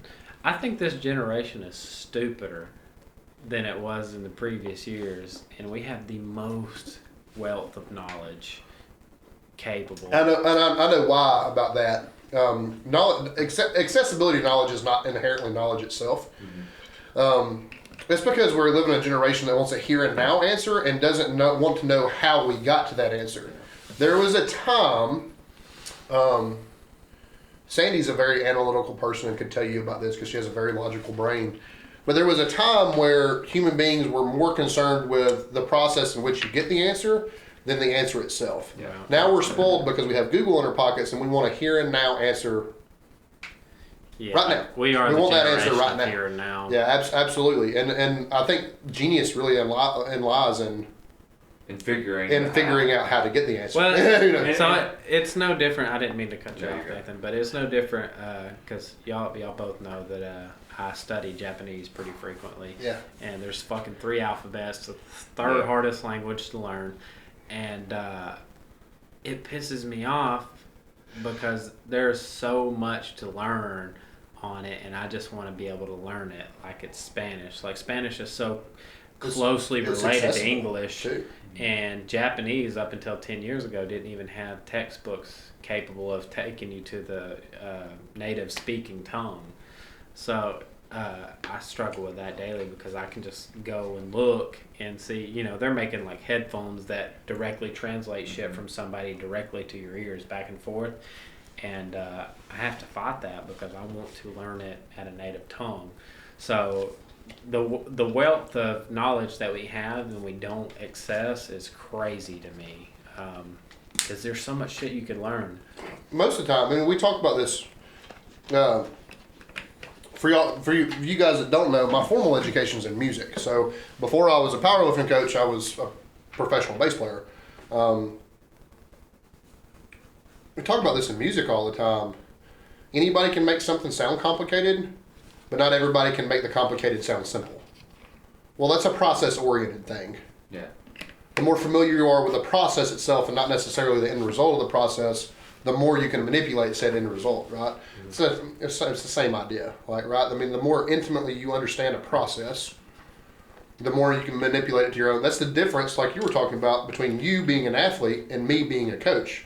You're a much better athlete than I am, but by your own admission, I'm not. I am the coach between better. us. It's because I am more concerned. While you're concerned with just the answer, I am more concerned with the process that got us the answer than anything else. And that's, you know, that's not here or there, but anything we're a part of, we're so used to a now answer that most of us, unless we're professionals put in it, we're not really obsessed with the process. You know what I mean? I'm a huge fan of steak.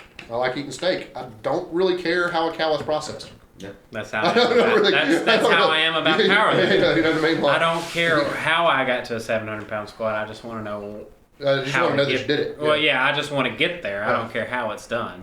Yeah, I mean but I think that's sad because as much knowledge is available, there's just fewer and further between people that are actually curious about the process in which gave us those answers. Mm-hmm. And I do think that's sad to some extent. Also, to some extent, it's necessary as human beings because you'd drive yourself crazy if you're concerned with every little process. Yeah. But me as a professional, I should absolutely be concerned with the process. Mm-hmm. Like, I think that's incredibly important. It's just like anything you do. If you really want to be good at something, you have to know the process. Yeah. Like, you know, as a musician, you don't sit down and learn somebody else's songs because it's to me, it's not the most fun thing to do anymore. I don't necessarily like playing in a cover band. That's also how you learn the process of writing music and everything. Same thing in powerlifting. When I first started, I was the only person that understood linear periodization, like I said. Well, a lot of things I did was regurgitation of the things, powerlifting programs that I had ran. There was a lot of, honestly, there was a lot of plagiarism and cutting and pasting. Like, you know, after I run a couple of cycles as a beginning coach and figure out, hey, this really worked for people, this really didn't. This worked for this person, didn't work for that person. Let's copy and paste. And before you know it, when you've done that 100 times, 200 times, 300 times, now you have your own process because you know how the process works. With anything, that's where the genius lies. And I just don't know that the majority of this generation, millennials and younger, are really concerned with the process of anything. Right. And that's sad for the workforce. That's the reason there's less blue-collar jobs. There's less construction workers. There's less, you know, brick masons, plumbers, electricians, stuff like that. Is people just want their house wired. They don't really care, you know, how they did it. They want to pay somebody to do it. Yeah.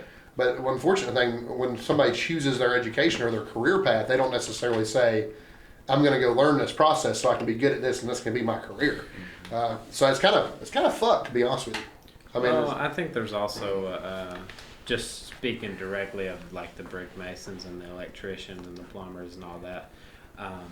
they were at a point in the older generations where they were working so much and staying away from their families so much. And I think this generation, actually I know because I've seen this study, is this generation wants to spend more time with their family and their kids growing up because they didn't get to because of the previous generation. Well, that's all well and good, but I mean, we live in a rural area. People that make money around here, you can say doctors, engineers, lawyers. Right? Yeah. That's probably the top 3 jobs anywhere in America most of the time. Outside of that, who makes all the money? Contractors, Blue and farmers. Yeah. Because they, now go ask a contractor how hard it is to get good help. Yeah. Right. And that's a completely different. Well, just speaking from my own personal, because I was a machinist and a welder and a programmer at one point, and I learned all that and found out the processes, did trigonometry, did all that. Sucked because I worked 80, 90 hours a week, and I didn't get to see my son.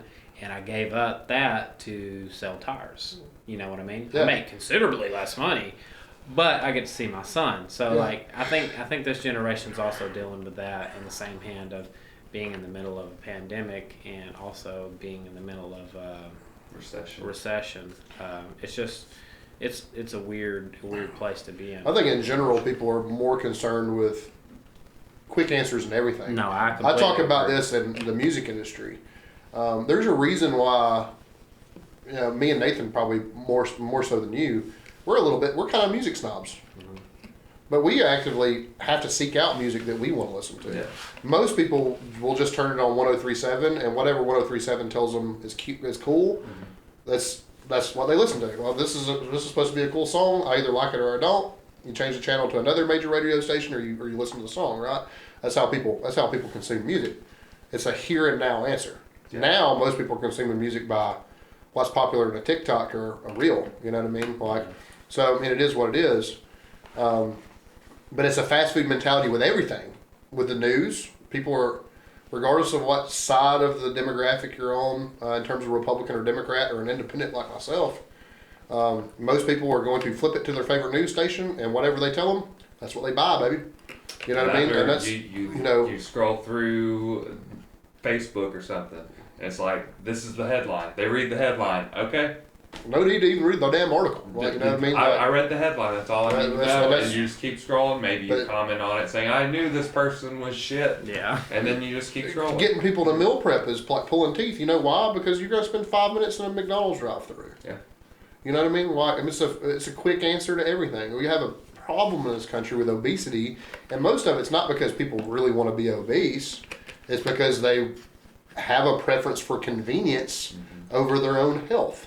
And they do that with everything from how they consume music, how they consume, for that matter, how they consume sports. Powerlifting's not on ESPN. We got on that by our own fruition. Now, Julius Maddox does a favor of that big bench press thing and got it on ESPN. It is what it is. Strongman is from time to time. But I think Thor's deadlift was on ESPN. was on ESPN. But for the most part, our sports aren't there. We're not the sports that we're consuming aren't mainstream, just like the music me and you are consuming isn't mainstream. And just like us, all three of us with meal prep, that's not mainstream. It is what it is. And I'm not trying to be a snot, but I'm just telling you, people consume based on convenience. And even talking about meal prep and the convenience, there's so many companies that have come up that are just like, I'll meal prep for you and send you this thing. All you have to do is microwave it. It's a convenient way to meal prep, right? It's the way of getting out of the process of making your own food. Yeah, I mean, it's so convenient based.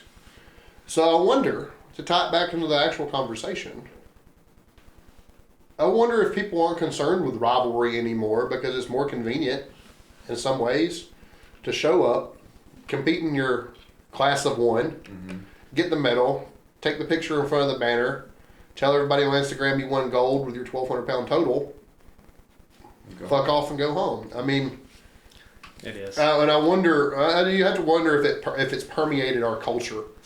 And the you versus you mentality, I would argue, is kind of convenient. Yeah. It really is. It kind of is. Because then you're not. Then if it's a you versus you mentality, you don't put yourself in harm's way. You don't have to get out of your comfort zone. You don't do anything like that. But that's the beauty of competition, is it pushes you out of convenience and comfort. That's a big thing with this generation is comfort zones. Yep. And the real world's not comfortable. There's death, there's plagues, there's diseases. It's just People die for no reason. the gold star for participating, I think, ruined this country. Yeah, that's not even a political statement. I mean, that's should you get an attaboy for trying your best? Yeah, if you tried your best, that's fine. Good job. You don't deserve a fucking trophy. You don't deserve a trophy just because you competed. If I would roll up and I do a 1,600-pound total and somebody did 1,730, there is no reason that I should get a trophy. None. And just as important as winning is to the psyche, losing is just as important. Yeah, absolutely. There's so much value in losing that nobody wants to talk about. Failure is a huge building block. You know why nobody wants to talk about losing? Because losing is uncomfortable and inconvenient. Right. But you learn so much from losing. You're self-analytical. You see things that you could have done differently. See things that this guy who beat me did better than me. Like, there's so many positives to losing, and people just don't. They don't want to lose because it's uncomfortable. And it is. Hell, losing can be inconvenient. You just spent all this time training. You just spent all this money to participate in the meet, buy your gear, both exogenous hormones and physical gear, like that's. You spent all this money on meal prep. You've spent all this money on coach. You've spent all this money, and then to go get your ass drugged. Hell yeah, that's inconvenient, and hell yeah, it's uncomfortable. But how do you expect to get better? Right. There's like you versus you will carry you in the gym on a day-to-day basis. Be better than you were yesterday. I'm about it. But like even in the gym, dude, don't tell me as a man you don't look across the gym and be like, that guy's bench pressing too. I'm about to fuck his world up. Yeah. I'm pissing on this guy's fire hydrant. Well, he's going to remember my name before this gym session's over. It's not good for our nation because this is a hot take, and I might get drugged for this later. But bullied. I got bullied when I was younger, and it's what drove me to powerlifting and getting better and feeling better. The acceptance of everything. Which, gay rights and transgender rights, I agree with. Everybody should deserve to be happy. But I'm talking about, accepting that you're not being your best self and you're unhealthy and you have heart problems and you're not going to the gym and everybody's like, you're perfect the way you are, and then putting people in an early grave because of it. That's not okay. Being realistic and reflecting on oneself is what makes this generation turn from where we are now to being better and building better, because even my little sister, for context, she was really, really heavy when she was younger, and I was the only voice of reason outside because my parents were like, you're fine, you're perfect. She was 400 pounds at 14 years old, and I'm like, you're not fine. You will die early if you do not quit. And you didn't say that because you hated her, or because I love my sister, and that's why I told her, because somebody needed to tell her and be real with her, because everybody else is making it seem like it's okay, and I'm like, you will die. It's not if. You will die if you continue. Yeah, I don't know where we got to. I think if somebody's happy, they're happy. I think if their health markers are where they need to be, that's acceptable. Yeah, if you're 20% body fat, 25% body fat, that's. And but I think that if you're going to be in hell, I've talked about it myself. Right now, I'm big to my own detriment. It is not healthy for me to be the weight that I am right now. And let me tell you, I am not. If I was walking through Walmart right now, you're probably not going to look at me and say, that guy's fat. Okay. I mean, I am overweight. And I definitely have fat to the shed. But you're probably not going to say, that guy's morbidly obese, he's going to die of a heart attack tomorrow. Right. Even though I'm at risk of those things, truthfully. There are plenty. Half this country's fat. Mm-hmm. And at some point, we've just decided fat can be beautiful, sure. Pretty people, there's pretty people that are bigger. That's fine. And it doesn't matter. But the fact that it is an actual medical precursor to some very real things that's going to put you in your grave. The mediocrity people will just accept because you're told to just accept things, and you're expected to just accept things. It's not okay in business, in life, in any part of life, to accept mediocrity. It doesn't mean that you ever have to achieve beyond mediocrity. Right. But you should absolutely want to be better. You should always want to be better. Absolutely. Always. Not just in the fitness world. You just need to be better. And your health and your mind, everything. I mean, learning. Like, what are you doing on this world if you ain't learning something? You're just wasting away. You're just wasting away, especially if you're agnostic or a atheist. Like, you're just going to live and then die? Like, you ain't going to learn anything? You're not going to put any kind of mark on this earth? I wonder, I'm not a religious person at all. My problem, I would probably say that I'm agnostic. My problem with atheism in general is that how lifeless can something be? Right. Like, it's just something, listen, like it or not, religion has given us various types of religion, disciplines, I should say, more so than religion, has given us countless cultures across this world that are beautiful and awesome, and a great thing. It's given us discipline, like I said, like it's given us a framework of how to live and be a good person. And that stuff gets shit on now, dude. Yeah. And let me tell you why. It goes back to exactly what I said. It's because being disciplined and being a good person is not terribly convenient or comfortable. Right. Let me tell you something. You can hurt people's. I'm dealing with it career-wise right now. You can hurt somebody's feelings by telling the truth. People are not. But it's the right thing to do. It's right to tell the truth. But people are not equipped to always hear the truth. They don't want to hear the truth. And that's detrimental to the future. To society. The truth is, and going back to the topic of this show, is that rivalry is healthy for us. Competing, elevating yourself is better for us than that you versus you mentality, and nobody actually wants to talk about that and accept it. Right. And look at this whole profound, it sounds like we're chasing rabbits. We've had this whole profound conversation about not wanting to be mediocre, not wanting to be unhealthy, not wanting to everything like that, and it basically boils down to, and then again about rivalry, and it basically boils down to people just don't want to be uncomfortable. Right. Nobody wants to get out of their comfort zone, and that's where greatness is made. That's where the Arnolds and the Lee Priest and the Barry Bonds and the Pro Throws and all of these Mahomes, that's where they're made. Is these people did not want to be the same. I don't want to be the same. I might not ever be the Elon Musk of the world, but I will be the Austin Blair of the world, and you'll know that I've done something. Do something so people have to remember your name. God, just do something. Yeah, it's I really don't expect myself to be great at powerlifting, but I promise you one thing: I don't want to get any fucking worse at it. I'm not here to get worse at it. Like, I mean, I may only ever be mediocre, but the goal is to not be mediocre. Right. I don't. And I'm gonna keep chasing. You don't do this fucking thing you don't do anything for mediocrity. Mm-hmm. Like, I'm a small business owner, dude. It's fucking hard. There was times this year, partly because of my career choice, that I had a hard time paying my bills. For the first time ever, I'm an extremely frugal person, very good with money, and didn't know, toward the end of the year, didn't know where my next meal was going to come from sometimes. Fortunately, Sandy's is in a good financial situation too, and I do have her to lean on a little bit, but that's not comfortable. You don't want to do that to your spouse. Right. But I'm also, what I'm showing the world too is I'm not scared to fail. Yeah. Right. Fuck it, it's just money. But if I fuck up everything I'm doing right now, I've learned something from it. You're willing to take that chance, and it's uncomfortable. It is uncomfortable. That ties back into everything because, see, I haven't been willing to take that chance because it's uncomfortable, and I'm part of the generation that don't like uncomfortability, and that's why you see less small businesses, and that's why you see less things like that. Yeah, absolutely, and it's fucking sucks. Sometimes as a small business owner, dude. But hell, I just took a beating walking away from. Albeit I work 7 days a week in it, I just walked away from a full-time job and sure money for money that I don't know necessarily when it's going to come now, or if it's going to come.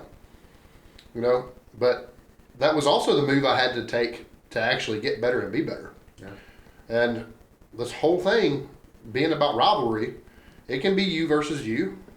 I do believe that you are your own worst enemy a lot of the time, but like seeing somebody else do a little bit better than you and saying, I want to beat them, is exactly what you need sometimes to get out of your comfort zone and do a little bit better.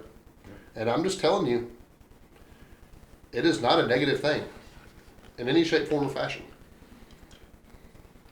I think rivalry can be negative if it's perceived in a certain way. Like if you just like, I don't want to. and I think it goes back to really what you were talking about. Like I want my team to beat this team, and I hope this person gets hurt. No, like, I don't. That's what it starts to get. I think that's a lot of what people think. At that point, that's what people think it is. Yeah. But there's no honor in that. Right. Exactly. I think a true rivalry is I'm going to beat you at your best. Mm-hmm. It doesn't matter what I am, what level I'm at, but I'm going to beat you at your best, and that's what I want. And if you beat me, so be it. But I'm going to do my best to beat you at your best, and that's it. And I don't think it has. I don't. Just like you talk about Nathan. I know you don't hate Nathan. Right. It may piss you off that he's stronger at some things. It does. It does. I mean, but it's good. Yeah. It's absolutely good. It's absolutely good. Like you don't have to hate this person. Right. You don't just because you want to beat somebody on the platform doesn't mean that you have to hate everything about them and just shit on them every time somebody says something about them or anything like that. It just means that you have found somebody probably close to your level and that you desire to pass them. Yeah. Right. And it's just, that's it. Like and talking shit drives you to. That's part of being a man, dude. Right. Like we talk shit. Period. I mean, it's not. I mean, I understand how sometimes it's perceived as bullying, but I don't think especially none of the three of us, have ever said anything to each other that we would perceive as like being a actual dagger to the back, or you know what I mean, like something painful. Straps on your deck. Well, see, even me right now. I don't think he's really losing sleep over that, though. Right. You know what I mean? Even me, while we're talking right now, talking about how strong his back is, that's going to push Nathan to continue to grow. So I can't pass. Yeah, because I don't want you to be. Right. Yeah, he don't want me to be the top dog. These are healthy things. Here's the thing. I know you out squat the fuck out of me. So I've been absolutely trashing my legs to try and get a better squat so I could actually compete. Just close the gap. Squat. Come on. I mean, right. Even if you still out squat me by 50, 100 pounds, if I can get closer, that's all I've that achieved matters. my goal. I mean, I just don't think so many things. Rivalry being one of the top ones that we talk about in day-to-day life that get shit on that just really shouldn't. I mean, it's at the end of the day, iron sharpens iron, right? It is you versus me. I mean, it is. It's always. It's the matter of it is. So look, it's you versus me, but I want you to get better. Right. Because if you get better, then I have to get better. It forces me to get better. I can't just let you get better than me. And then, like, if it wasn't for you squatting 700 pounds and you squatted 500 and I was squatting 550, I'd be like, whatever. Right. No right? There's no biggie. I'm squatting 50 more pounds. There's no pressure to squat 560 now. Yeah. You know what I mean? Like, but and it was the same thing with that guy I was in direct competition. I forget his name, but. Great kid. He ended up being a good kid. I talked to him after the meet and everything. We exchanged words. They were good words, Yeah. But like the fact that he was above me in squat, his opener was like 40 pounds heavier. And I was like, fuck, I'm going to have to compete. Because I thought he was a junior. I thought he was a junior, but I thought he was just competing in juniors. He's junior and open. I was like, oh, okay, I'm going to have to compete against this kid. And it wasn't like, fuck this kid, he's a piece of shit. I can't believe he's squatting 40 pounds more. It was like, oh, I gotta work hard to get it in there was some range. There had to be some gamesmanship. Yeah. Yeah. But, also in the same hand, like when I go to a meet, I am in that headspace because it helps push me. Because I'm like, fuck this kid, I'm gonna beat his ass. I don't know who he is, but again, it's not actually personal. No. Right? No, I don't want him hurt. I don't want anybody hurt. But when I see him, I'm like, fuck this guy. I don't care what he's been through. He opened up with 40 more pounds. I'm gonna end with 40 more pounds. Yeah, I just think that's what it takes, dude. And I just don't think there's any. I really don't think there's any shame in what we're talking about. And I think it just gets much like the PED thing. It's just a bad stigma that's almost needless. You know what I mean? Talking about PEDs, like people shame it. They're like, "Oh, you're cheating to get better." No, I'm doing what it takes to get better. Right. Because some people aren't like. Here I am about to put my health at risk just to say I'm better than you. Right. Like you're literally just like. And it's not better than you on a moral or ethical level. No. Let's be clear on that. This. But like, I'm doing this to say that I can do things that you can't. Yeah. Right. You're pushing you're literally, think about how crazy it is. You're injecting hormones into your body just to be better than somebody else. Like you're doing some crazy stuff in the for the sake of outlifting. yeah. You're putting yourself at risk to be better. And you are doing things that other people won't do to be better. Yeah, absolutely. Like, that's what it boils down to. Let me tell you something. I'm going to tell everybody this. I'll look directly at the camera. The real reason why people don't get better is because they don't want to do the work to get better. And that's the reason why steroids have some bad dogma and bad opinions about them, is they think it just frees you of the work. Yeah. Motherfucker, if you think it frees you of the work, go do them and don't do the work and see if you can do anything the rest of us can do. Yeah. You can't. Period. I challenge you. Go fucking do it. If you think you can do anything like we can do it, go fucking do it. Yeah. Prove it. That's the best comment ever is, oh, I could do that if I was on steroids. Go do steroids. Well, they never will, because that's what they hide behind. It's uncomfortable. They get to say that. They get to hide behind that comment and say that and just piddle around. They get to do their arms 5 days a week like they do. Fucking make sure they got a pump before they go to the club on Friday night. Yeah. And then talk about all of us big dudes like we're shitbags or something. Like, you don't know your dick from dirt. Right. You wouldn't know hard work if it hit you in the fucking lips, dude. Mm-hmm. Like, fuck you. Like, end of statement. Fuck you. The link I'm going to, I am a probably below average powerlifter. The link that I go to just say I'm an average powerlifter is far beyond any amount of work most people would fucking perceive on a day-to-day basis in the gym. Yeah. Period. Powerlifters do nothing but lift heavy all the time, though. That's it, dude. That's it. That's all we do. It's fucking one set every 5 minutes. Mm-hmm. We're going to do 5 sets a day. Bring the folding 25 chair. total reps. Bring the folding chair and the whole world. Gummy bears. The whole world shits on us, dude. Let me tell you something. As a powerlifter, and CrossFit probably saved my life. I've said that multiple times on this podcast. It took me off of a bad path. I have had my shit handed to me in powerlifting way more often than I had it handed to me in CrossFit. Yeah. Everybody can deal with breathing heavy for 5 minutes after a workout. The days and days of anguish that you feel in powerlifting, the real injuries that I've had some real injuries in CrossFit too. Fuck my shoulders for the record. I'm hurting right now. But the things I put myself through, and just to have, we had somebody come in that I know his name too. I'd like to slap him now. But he goes to a local CrossFit gym, and I shook his hand. He came into my place of work, and I'd asked him about it, and he asked me what I did, and I told him I was a powerlifter. And he's like, "Yeah, that's quite a bit less intense than what we do. It's a CrossFitter." I said, "No, it's not." I said, my exact words to him was, "It's funny that we're all stronger than you." And I laughed about it. And of course, he stopped laughing. But that there's nothing wrong with CrossFit. That guy probably don't back squat 250 pounds. Yeah. Like, well, you're gonna come in my gym, my place of employment, you're gonna shit on me? Fuck you, buddy. Go kick honestly, God, yeah, get out of here. Please go show me a strict pull-up, motherfucker. I can do them at 290 pounds. Like, fuck you. Like, but it's the truth. There's nothing wrong with that sport. It's a great sport, and like I said, it saved my life. But hell, I've had my ass handed to me way more often in powerlifting than ever in CrossFit. Seriously handed to me. That groin tear was rough, dude. Yeah. Yeah, no. I hurt my groin the other day, and I was thinking about the back injuries I've had are fucking rough. Yeah. Mine's mostly shoulder. My right shoulder was because of a snatch in CrossFit is actually what started it.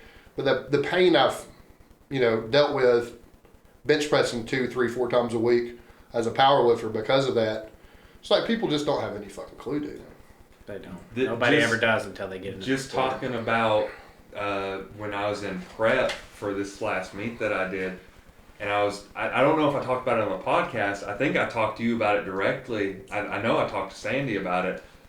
There was like this whole time frame when I was prepping, and bending over and squatting down at work was fucking painful. Like, I subjected myself to that for months just to get ready for this meet. And then, like, when I stopped lifting so heavy and I was able to squat all the way down to the floor with my body weight, I was like, I haven't been able to do this in months. Right. Because of all the pain from powerlifting, and people won't do that. People Normal people for no monetary gain. they don't for no monetary gain, for no status gain. Right. Like I'm not getting. Just don't even go on ESPN most of the time. It's just unless you do exorbitant, outlandish feats with strength. This doesn't even go on ESPN. Nobody even knows we're basically doing this for ourselves and to beat that guy ahead of us. Yeah. Nobody cares.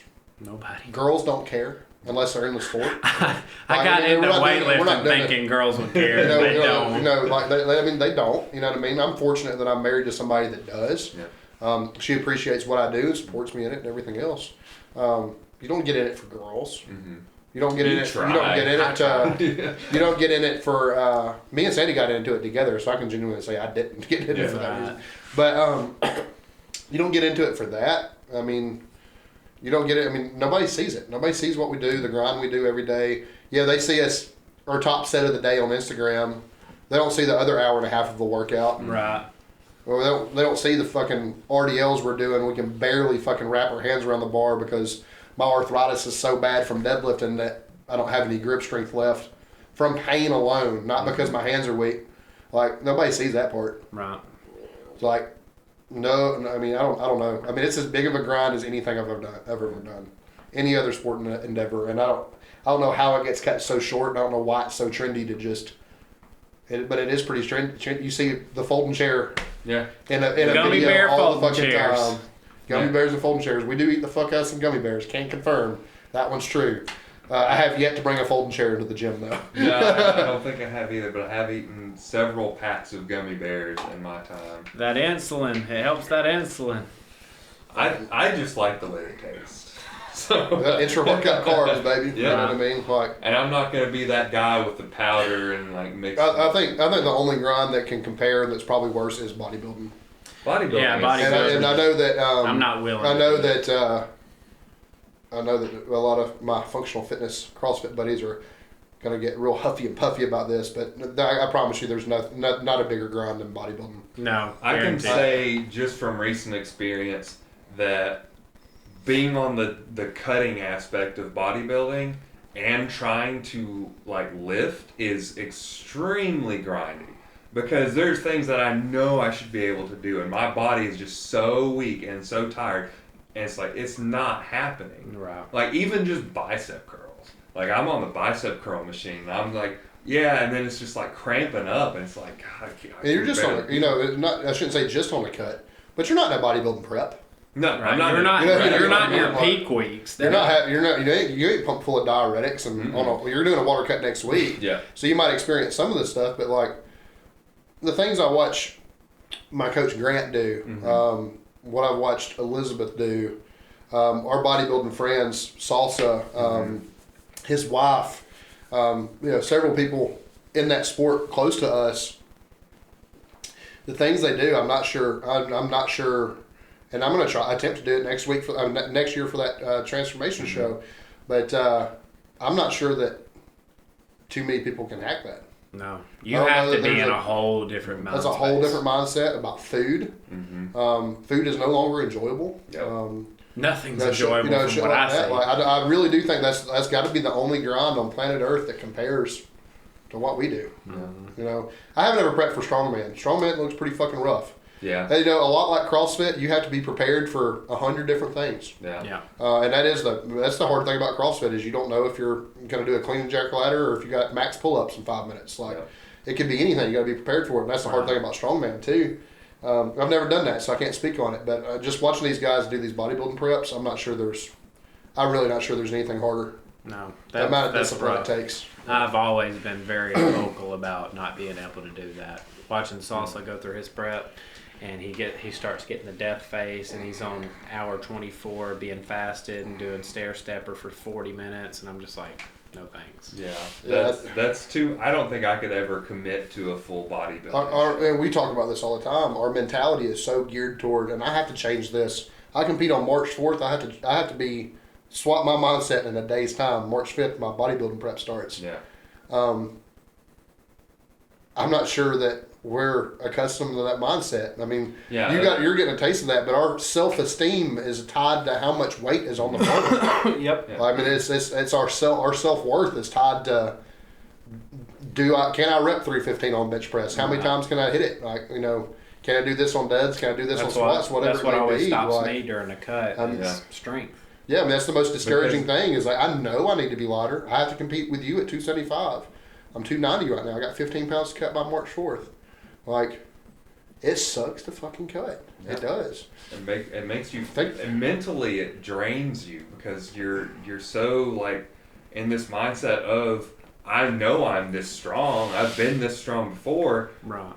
And you have to just like you have to take a step back and be like, I know why I'm not this strong. Right, but it still doesn't help. It doesn't help. It really doesn't, because like even taking that step back, and I've been doing this for the past 6 weeks, I think 7 weeks. Yeah. However long it's been since my meet, and I've just been like, I know I'm not this strong. I know, but every time I go into the gym, I'm like, I need to put on more weight than I did last week, and it's a detriment. Every single time I try to do it and I fail mentally, I'm like, fuck, why am I doing this? Why am I cutting? And I know why I'm cutting. You know, I want to get leaner and then put the weight back on in a healthier way, more muscle mass. There's tons of benefits to doing this, but mentally it's like, I don't want to be weak. Mm-hmm. Like, and I that may be tied to self-esteem, may be tied to being a man. I don't think men want to be weak. I don't think anybody wants to be weak. Not genuinely. No. Man, if that was true, like, I mean, think about the skinniest, nerdiest dude you know, and what does his comic book heroes look like? Right. Exactly. The people he idolizes. I mean, like, you know, it's not a joke anymore. I mean, it was a serious goal for you, and it's carried you a long way. Yeah. You started working out because you wanted to look like Batman. That's right. I mean, like, I mean, there was nothing wrong with that. There was nothing wrong with that, but you were that guy. Yeah. Like, you were probably, at one point you wasn't in the gym, though, but I bet you still would have wanted to look like that and be like that. I think it was pretty close in time to when I started. It was about the same time I was reading Batman comics, I was watching wrestling. Yeah. And I was like, these guys are just massive and strong. Like, I want to be like that. You know, I want to be strong and big, and like I don't want to be skinny and weak. I may have said this before. I got made fun of a lot for being really skinny. I was like 160 at one point. I was thin. Yeah. Like when I first started to go into the gym, it was scary photos. Yeah. Like I was nothing. I was so small, and everyone was like, eat a sandwich. You need to get some weight on you, and it kind of pushed me into that space, I guess. So I bet it's even harder for you to cut down and be a lot skinnier. It's not as hard as I thought it was going to be, and I lost the weight fast enough that I feel like that was a big benefit of it, because as fast as I lost the weight, I was like, okay, I've lost this weight really fast, so I can gain the weight back in a faster amount of time. Like I don't have to cut for as long. Right. So that was a benefit. But being skinny is kind of like, man, do I really want to be skinny? Fortunately, when I took some progress pictures, and I'm not going to share them because I didn't think they were that great, but I look very similar to being 232. Right. Because I took pictures at just before the meet, and I took pictures about a week ago. And other than like a slimmer waist, I don't really look that much different, which is a positive. Which is great if you look that big. Because I saved a lot of my muscle mass, and I've really I probably lost more water than anything. Yeah. So I didn't have to really That's worry the goal. about. Yeah, because the fat and the water is all that I really want to lose, and that water cut is going to push me even further. And then I know it's gonna be fucking shit for a whole week. Yeah. But I'm hoping by the end of that week, I get to a point where I can look at myself and say, I got where I wanted to. Right. Yeah, I mean, I grew up not an athlete, a musician. By the time I was 8 years old, I was a musician. By the time I was 13, I was playing professionally. I never was an athlete, but I don't remember, like most people in strength sports, I don't remember Arnold, the bodybuilder, I remember watching Arnold and Sylvester Stallone on my favorite action movies when I was a kid, and thinking these guys are fucking nuts. Like they're fucking, and everybody wanted to be like that. Like don't fucking tell me you didn't watch the first Predator movie and say, God damn, that guy's biceps. Like I want to be like that one day. Like you can't tell me that wasn't true. Or like for me, I've always, despite not being an athlete, I've always been a huge football fan. Yeah. Like seeing somebody like Bo Jackson. Yeah. The size of his neck and the size of his thighs.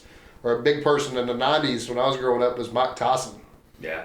An absolute unit of a human being. Like, yeah, I wasn't an athlete, but fuck, I still wanted to be that guy. Right. Or, I was a big wrestling fan too. Steve Austin. Yeah. Steve Austin was Steve Austin and the Rock when he was younger. Yeah. The Rock looks better now than he did when he was younger. Yeah. But, like, just seeing those guys, like, those heroes, man. Mm-hmm. Like, nobody looks to...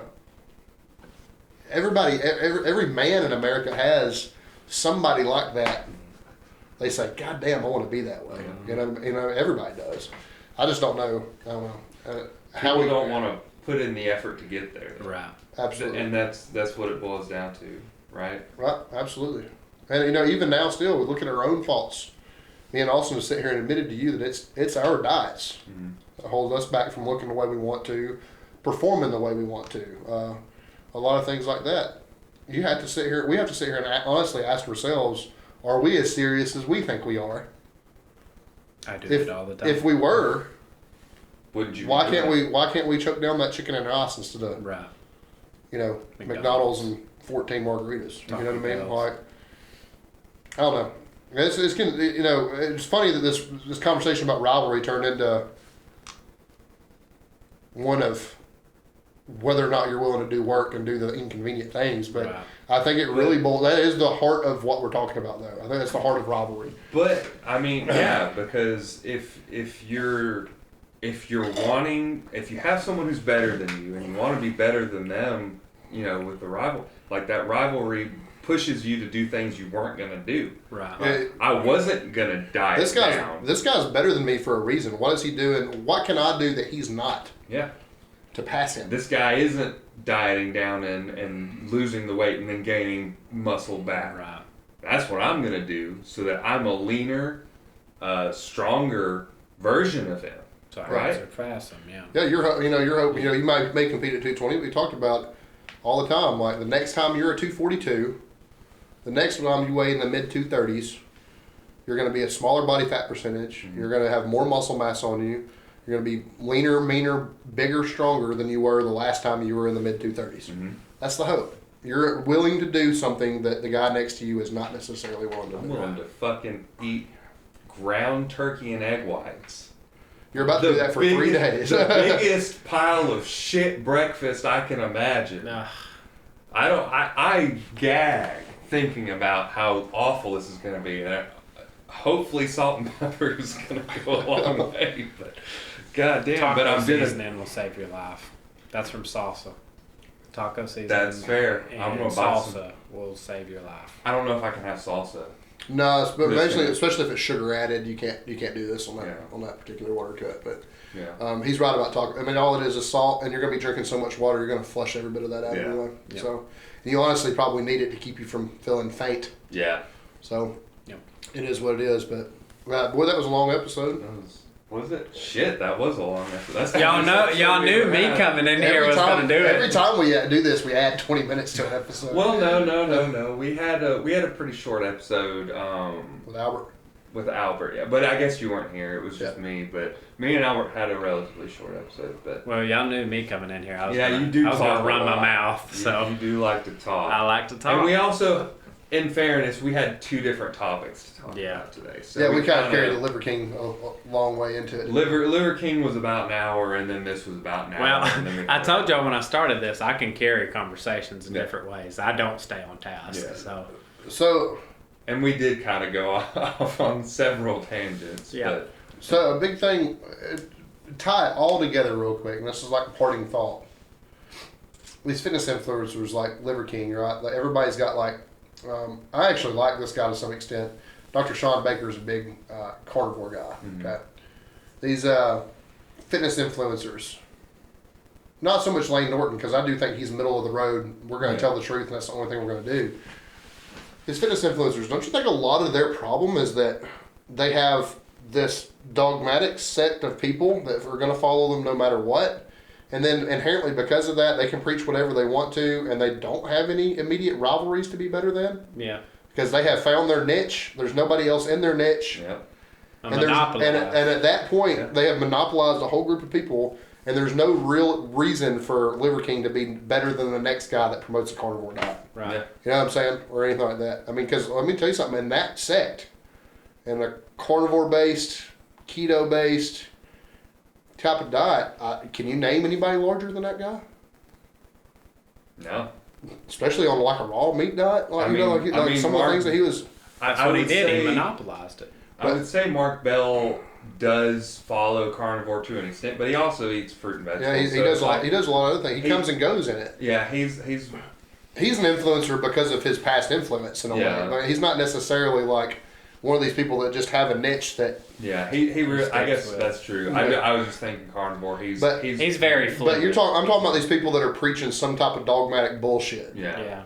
Like there's nobody really standing next to him being like, I kind of like his idea, but I'm going to do it better. Right, or we're going to do it a little bit. Yeah, they're just like completely monopolized this whole sect of whole following of people and just like run with it, and then they just get to feed them whatever type of bullshit they want to do. Because there's nobody else there to debate them because they're in their niche. Yeah, and then the people, because they have this sect, this cult-like following, there's nobody there to, even outsiders that say, hey, I think this is bullshit. Well, they're just ran out of the comment section. Right. There's no like actual having to address it or anything like that. So I'm just curious if like we just live in a day and age where you can just make a claim, 250,000 people are going to follow you and say I like this claim, and then anybody that challenges it is just like meh. Right. And then nobody's willing to challenge because also this stuff's so dogmatic and so much bullshit. There's nobody willing to get close enough to their idea to say this is good, but I can do this better. Right. It's weird how it turns out, man. It really is. Fucking weird place we are on this planet. Fuck. Yeah, the state of the world is very interesting. And you think about how it was 20 years ago. Like, me mentally, 20 years ago, I don't remember things being so bad. Well, we were also kids. I mean, I was a kid.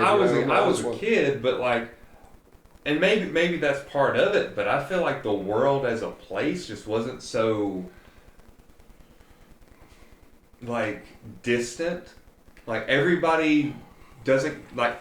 Here's a good example. Everyone wants to go to self-checkout because nobody wants that awkward human interaction with the cashier.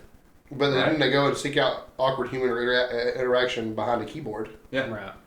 Because it's safe. easy. It's safe. Yeah, it's safe. Like, you can say whatever the fuck you want to the guy 100 miles away. He's not going to kick your ass. He's not going to find you.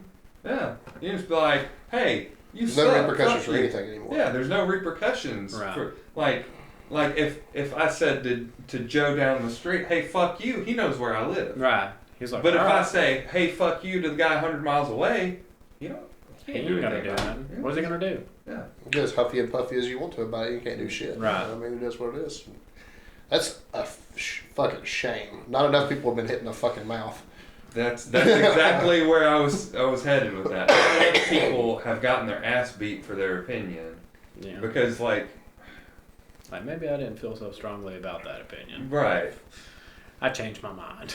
I'll tell you what, my dad changed my mind a lot for me when I was growing up. Like, I've got that plenty. Nice. But I think that probably helps with seeing the big picture sometimes. Yeah. There's sometimes I'm appreciative of shit like that from my childhood because.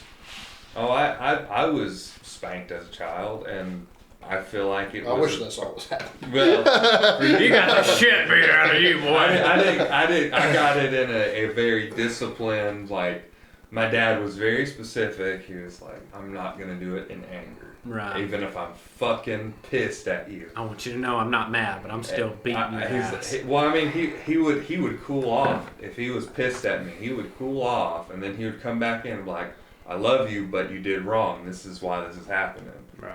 So, Yeah, even just repercussions. We're talking about getting hit in the mouth. Just talking to another man, though, like. Yeah. Oh, And I'll be honest with you, I think the fact that people can do that on the internet has made people a little bit more bold in person. Right. Because people will say shit that they didn't used to say too. And they don't, because they don't know what it like. What it feels listen, like. because nothing's gonna happen to them because your little bitch ass gonna call the cops or something. Yep. Right. Period.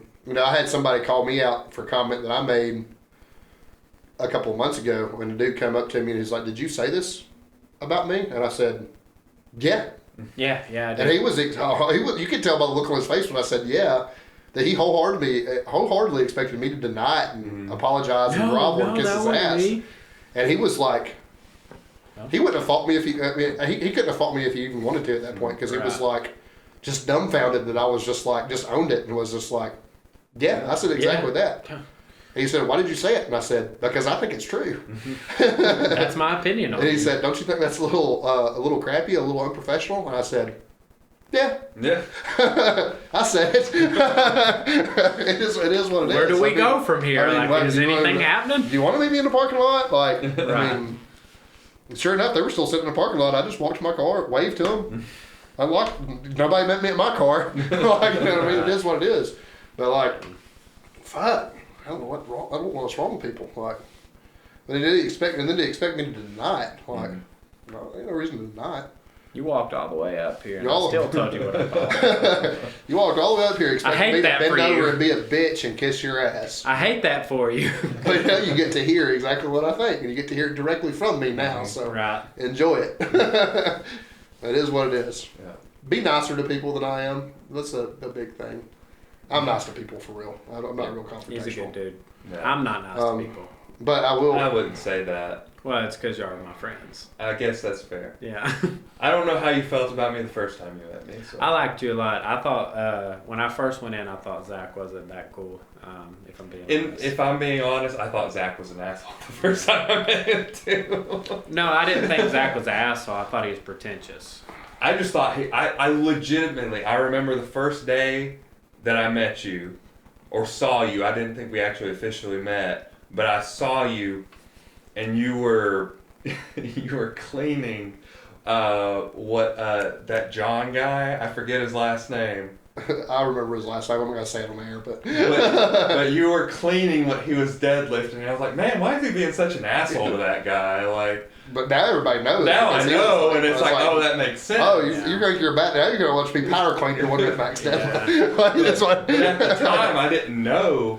And I didn't know you at all. Okay, so admittedly, I think women that are close to me will tell you a very different story most of the time, and almost every man that knows me will tell a similar story to you guys, because of the way I was raised and because I don't have a very high view of men initially. I'm a lot more.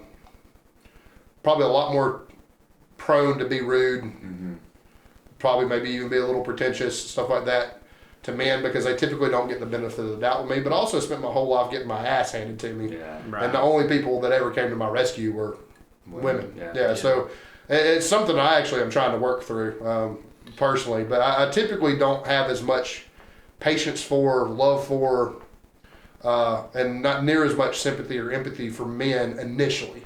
Yeah. And that's a fault of mine. That's not something I enjoy. But hey, in the same vein, I can say, you took me under your wing when I was at my lowest point, and he did me as well. I have a huge love for people, but for men, it just takes longer for me to. And mine was based solely book or cover of a book. Yeah. Like, I heard from somebody I thought I trusted. I'd like to know who that is after this sits down too. I genuinely can't remember the name. That was years and years and years ago. And when Heather brought me on, she's like, yeah, you should go talk to Zach. And I'm like, fuck that dude. And she's like, no, he's a really good guy.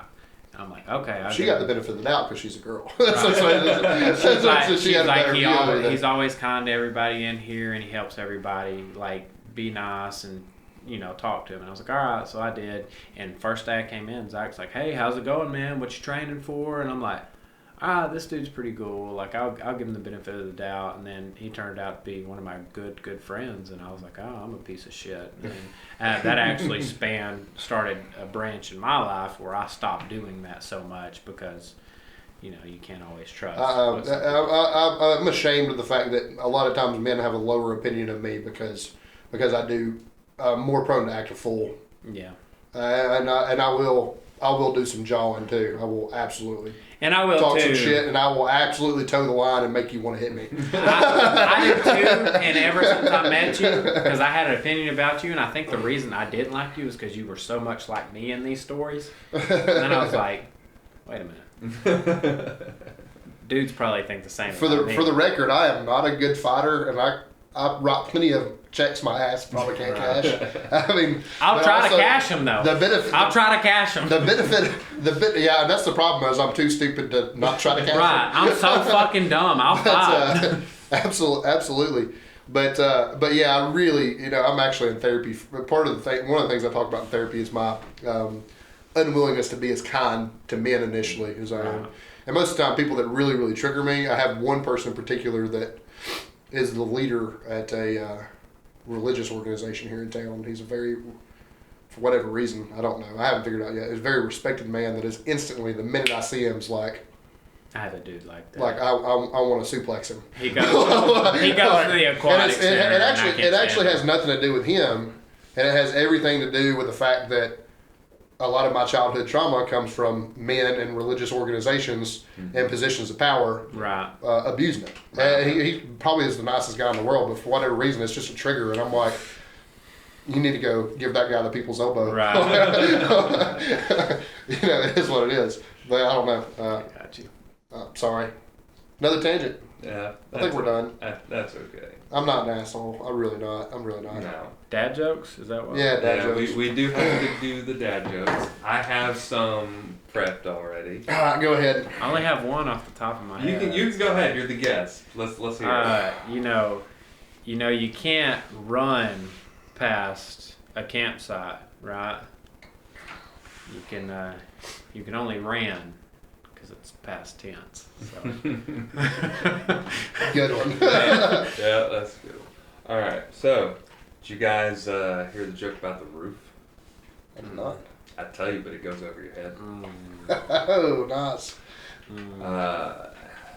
Did you hear the joke about the door that couldn't be opened? Nobody could handle it. You should always, anytime you go to your refrigerator, knock on the door, right? Because, you might see a ranch dressing. Good one. I thought it was salad. But. So, it is what it is. Yeah, I mean, I put my personal on there. On it. Yeah. Did y'all hear about the sale at the Lego store? People were lined up for blocks. That's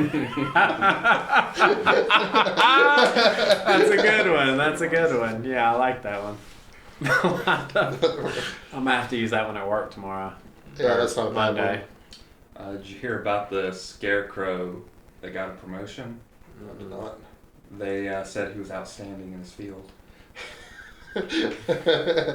Damn. Oof. Oh, I've got more. Damn. I feel like I need to come with one since y'all both told multiple here. I got another one. Okay. I went into my sister's room and I tripped on a bra. It was a booby trap. A booby trap. Oh. I got at least 2 of those from The Last of Us. The booby trap. It's really hard to say what my wife does for a living. She sells seashells by the seashore. I saw that one today on Access Jokes. That's a good one. Oh, fuck. Hang on. Let's see. I have to shout out for the Lego one. I have to shout out a former client of mine. She's actually been in my life since I was a little boy. Pam, Leslie, and I exchange dad jokes all the time. Pam, if you listen to this, don't hold the bad language against me, but I appreciate your joke. I don't have a dad joke, but I have one of my family heirlooms if y'all would like to hear that. Go for it. There was this pirate group, and the captain would always stand at the deck and look for oncoming fighters or anybody trying to loot his booty. And one day, 2 ships pull up, and he tells his co-captain, he says, "Bring me my red shirt." So he brings him his red shirt, they fight, Day goes on. The next day comes, and there's 3 ships on the horizon. He says, bring me my red shirt. He says, okay, brings him his red shirt. They fight, they win, they keep their loot. And the co-captain says, hey man, every time we get to a fight, you tell me to bring you a red shirt. Why? He says, because if I get stabbed or wounded during the fight, you can't see the blood spilling from me. He said, that way y'all continue to fight and don't get discouraged. He said, oh, okay. Well, next day the captain wakes up and he sees 15 ships on the horizon. He looks to his co-captain and he says, bring me my brown pants. It's one of my favorite. I knew that was where that was going. Oh man, that's a good one. Oh God. Oh, do we have any closing thoughts for today?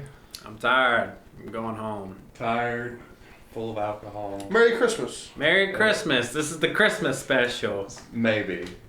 It better be. I better be the Christmas special. There could be one happening Friday night. Future stuff. I have a friend of mine who is I guess you can say he's a professional wrestler, semi-pro anyway, and Stephen Barnett, who may be joining us here in the next couple of weeks. So we'll need to tag him. He is a big influence on getting me into fitness. He is an extremely good athlete still to this day. He's a little bit older than me, but he's always just been like fucking yoked and super fit. And I have a lot of respect for Steven. And then in no particular order, because we don't know when exactly these people are coming in, we plan on getting Dave Hayes and Steve Sides, who are our masters lifters, to talk about their experience with. We're going to try and get them both on the same day? Or yeah, I would hope so. I don't know. But talk to them about what masters training looks like for them at 2 different ages. Dave's in his 50s, Steve's in his 60s. What training looks like for them now, what it's going to look like in the future.